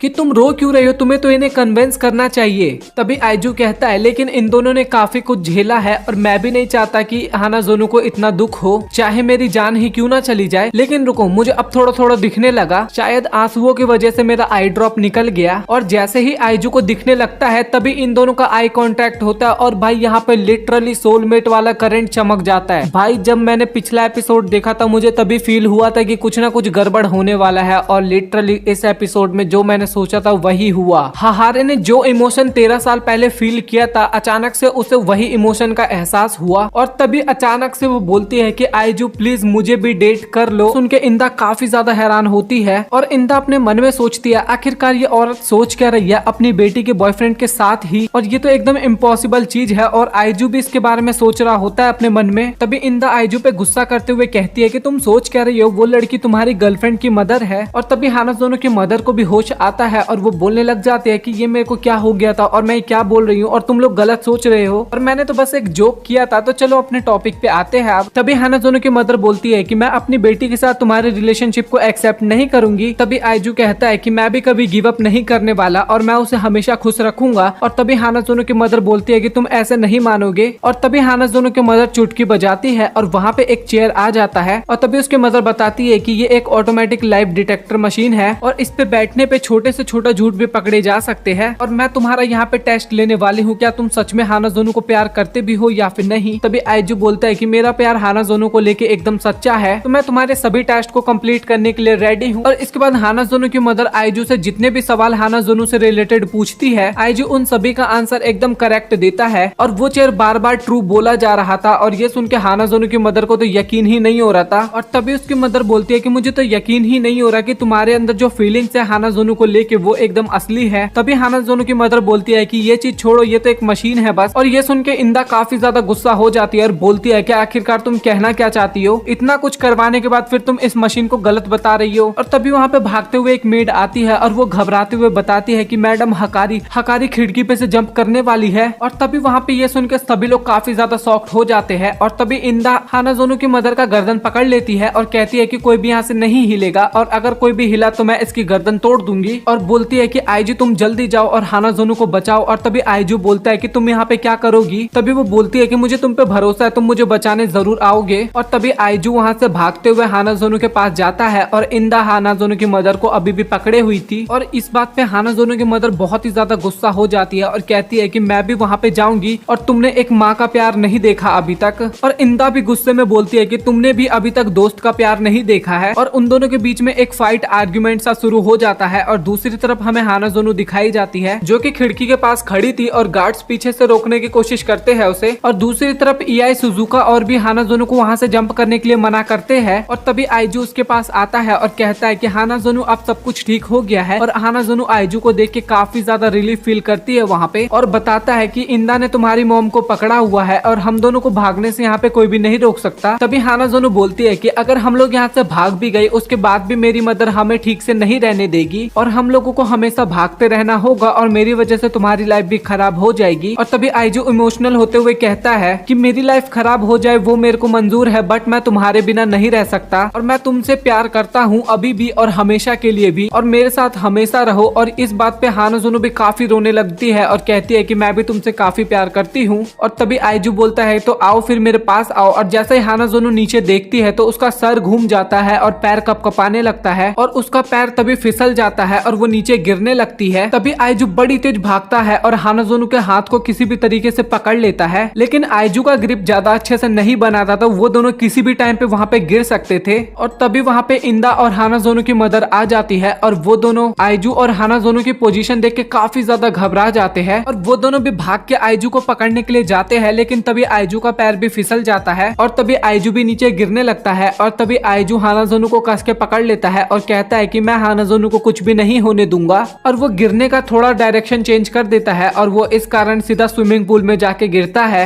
और पानी में गिरने के कारण उन दोनों को ज्यादा चोट भी नहीं लगता। और दूसरी तरफ ईआई सुजुका और कुसूरी भी पानी में कूदते हैं हानाजोनो और आइजू को बचाने के लिए और अगले ही पल में वो सभी सही सलामत बाहर आ जाते हैं। और आइजू तो हानाजोनो को गले ही लगा लेता है और बोलता है कि मैं बहुत ही खुश हूँ कि तुम्हें कुछ भी नहीं हुआ। और तभी वहाँ पे इंदा और हानाजोनो की मदर आ जाती है और तभी इंदा हानाजोनो के पास जाती है और उसे एक जोरदार थप्पड़ मारती है और इसके बाद वो दोनों काफी ज्यादा रोने लगते हैं और आइजू उन दोनों को शांत करवाता है। और तभी हानाजोनो की मदर बोलती है कि तुम्हें तो चोट भी लग सकता था बहुत ज्यादा। और तभी आइजू बोलता है मैंने तो पहले ही बोला था कि मैं हानाजोनो को खुश करने के लिए मर भी सकता हूँ। और ये बात सुन के हानाजोनो की मदर भी सोचती है कि ये तो उसने पहले ही मुझे कहा था। और इसके बाद हानाजोनो की मदर आइजू के सामने झुक जाती है और बोलती है कि मेरी हानाजोनो का ध्यान रखना। और तभी आइजू अपने मन में सोचता है कि हानाजोनो के मदर ने हानाजोनो के लिए काफी कुछ किया है और अभी वो उसे सैक्रिफाइस भी कर रही है। और तभी वो हानाजोनो की मदर का हाथ को पकड़ लेता है और तभी वो बोलता है कि मैं तुम्हें वादा करता हूँ कि मैं हानाजोनो और तुम्हें दोनों को खुश रखूंगा। और ये सुन के हानाजोनो की मदर थोड़ी कंफ्यूज हो जाती है और तभी आइजू बोलता है कि मैं चाहता हूँ हाहारी तुम भी बहुत खुश रहो और मैं चाहता हूँ कि तुम वो लाइफ जियो जो कि तुम डिजर्व करती हो। और तभी हानाजोनो की मदर बोलती है कि मैंने तुम्हें प्रपोज किया था, ये सब तुम मुझे इसलिए बोल रहे हो ना। और जवाब में आइजू हाँ बोलता है और कहता है कि मैं तुम्हारे साथ रिलेशनशिप में जाने के लिए तैयार हूँ। और ये सुनने के बाद आइजू की पांचों गर्लफ्रेंड काफी ज्यादा हैरान हो जाती है और इसके बाद वो 6 लड़कियां एक साथ आपस में नहाती है और हानाजोनो की मदर उसे बोलती है आज रात हम सभी एक साथ रहेंगे। और तभी कुसूरी बोलती है ये बाथटब तो बहुत ही ज्यादा बड़ा है। और तभी कुसूरी एक मेडिसिन पी लेती है और वो अपने असली फिगर में वापस आ जाती है। और इतने अच्छे अच्छे फिगर को देख के इंदा थोड़ी सी जेलस होती है और वो वहां से चुपचाप कल्टी खा लेती है। हानाजोनो की मदर पानी पीने के लिए जाती है और तभी आइजू बोलता है कि मैं भी तुम्हारे साथ चलता हूँ। और वो दोनों किचन की तरफ जाने लगते हैं जहाँ पे आइजू और हाहारी दोनों एक साथ जाते हैं। और आइजू मन में सोचता है कि हाहारे तो बचपन से लेके अब तक केवल हानाजोनो को ही संभालने में अपनी जिंदगी बिताई है। तभी वो बोलता है कि हाहारी अब हम दोनों एक साथ मिलकर हमेशा खुश रहेंगे। और ये सुनते ही हाहारी काफी ज्यादा ब्लश करने लगती है और कहती है कि मुझे माफ कर देना बट मैं अब अपने आप पे कंट्रोल नहीं कर पा रही और प्लीज मेरे साथ मेरे रूम में चलो। बाकी पांचों गर्लफ्रेंड दिखाई जाती है जो कि कार्ड्स का गेम खेल रही थी, जिसपे इंदा बोलती है कि उन्हें इतना टाइम कैसे लग रहा है, वो तो केवल पानी लेने गए थे। और ये सब सुनने के बाद हानाजोनो थोड़ी परेशान होती है और मन में सोचती है कि क्या मेरी मदर और आइजू कुछ गलत काम तो नहीं कर रहे ना। तभी इंदा बोलती है कि तुम टेंशन ना लो, मैं तुम्हारी मदर को जानती हूँ, वो कुछ ऐसा नहीं करने वाली।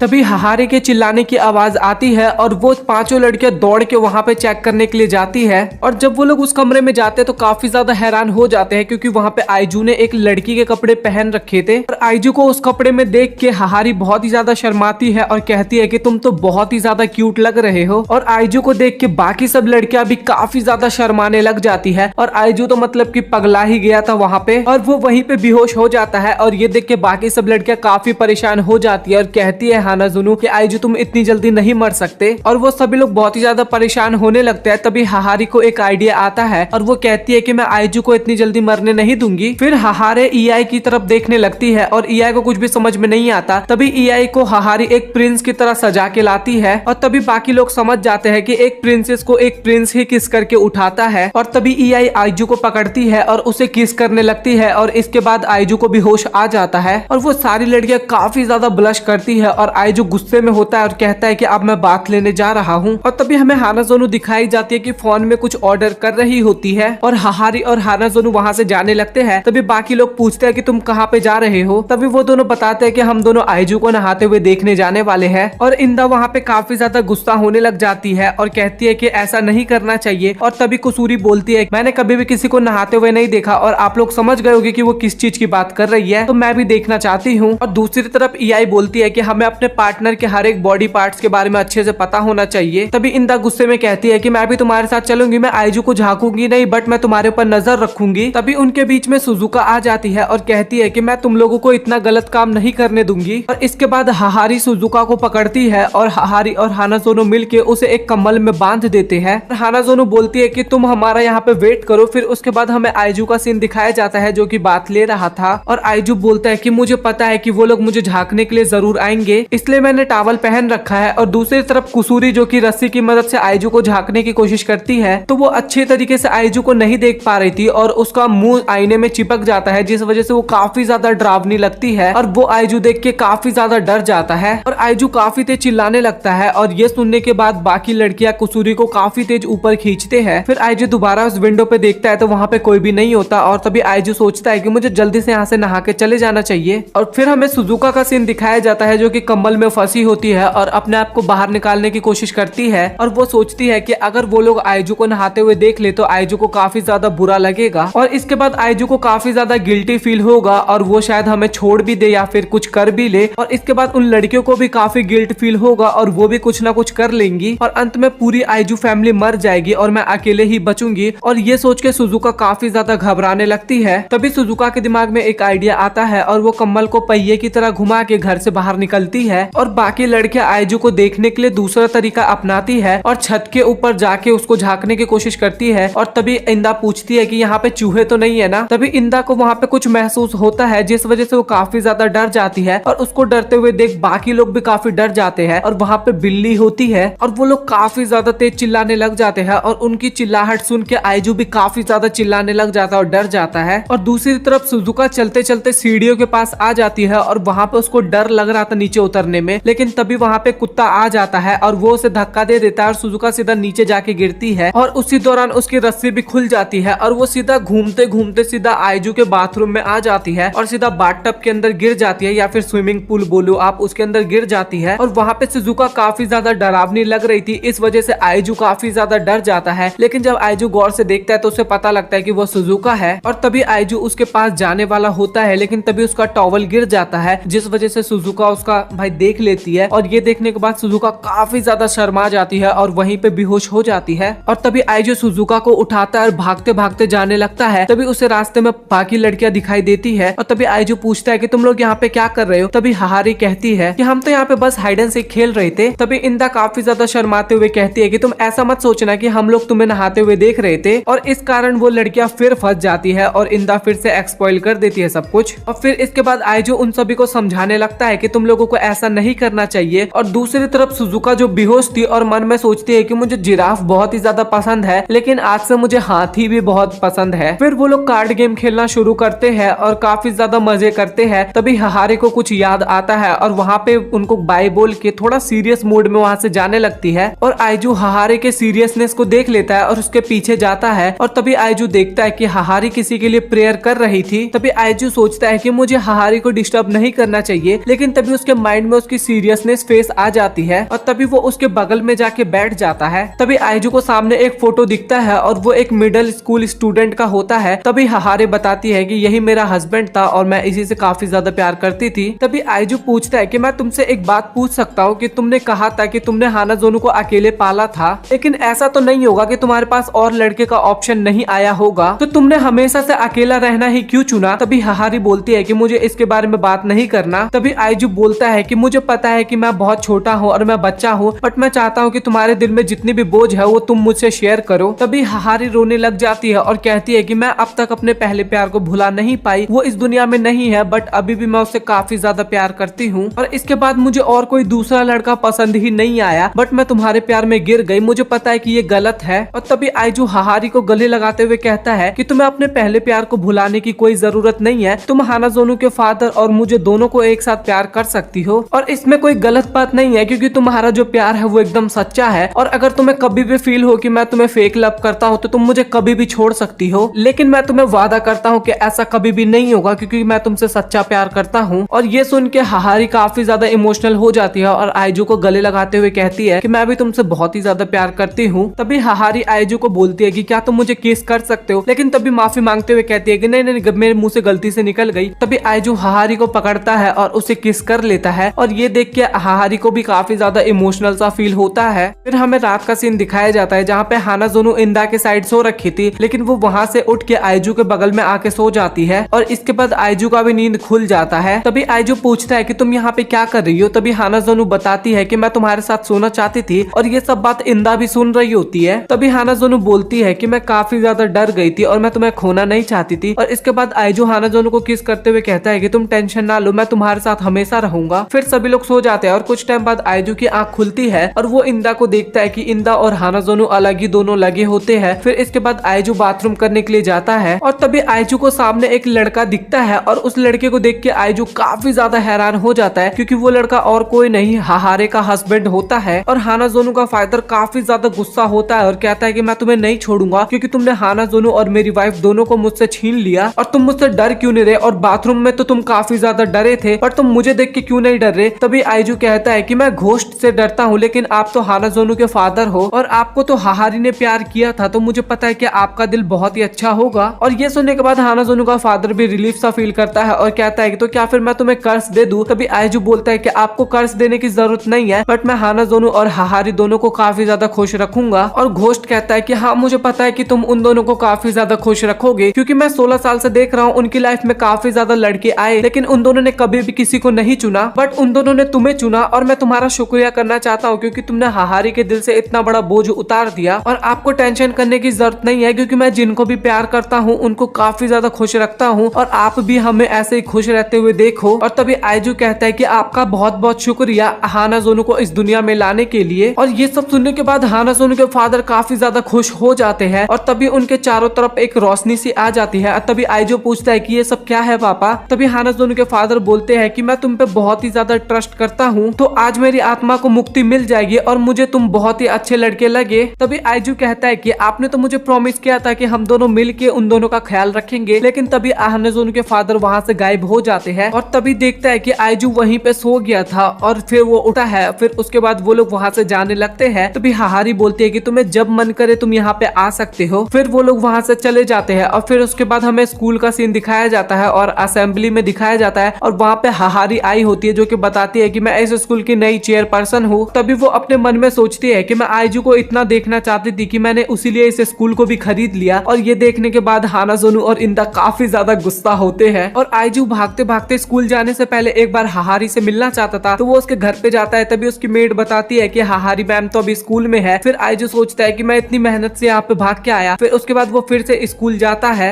और रास्ते में जहाँ जहाँ पे आइजू भाग रहा था वहाँ पे हमें और भी गर्लफ्रेंड्स दिखाई जाती है आइजू की, जो कि हमें सीजन 2 में देखने को मिलेगा। और भाई वो सभी 4 गर्लफ्रेंड हमें और दिखाई जाती है। तो देखते हैं सीजन 2 में हमें कितनी गर्लफ्रेंड और देखने को मिलेंगी। फिर आइजू अपने छत पे पहुंचता है जहाँ पे उसकी 6 गर्लफ्रेंड वेट कर रही थी और वो सभी आपस में हग करते हैं और इसी के साथ ये एपिसोड और ये सीजन हो जाता है खत्म। सो आई होप दोस्तों आप लोगों को the 100 girlfriend who really loves you का सीजन 1 पसंद आया हो और मेरी मेहनत भी आपको पसंद आई हो। और अगर आपको ये वीडियो पसंद आए तो वीडियो को लाइक करके चैनल को सब्सक्राइब कर देना। तो अगर आपको लॉन्ग एनिमे एक्सप्लेनेशन पसंद है तो प्लीज आप कमेंट सेक्शन में बताना, मैं इस टाइप की वीडियोस और बनाया करूंगा। और मिलते अगली वीडियो में, तब तक के लिए गुड बाय।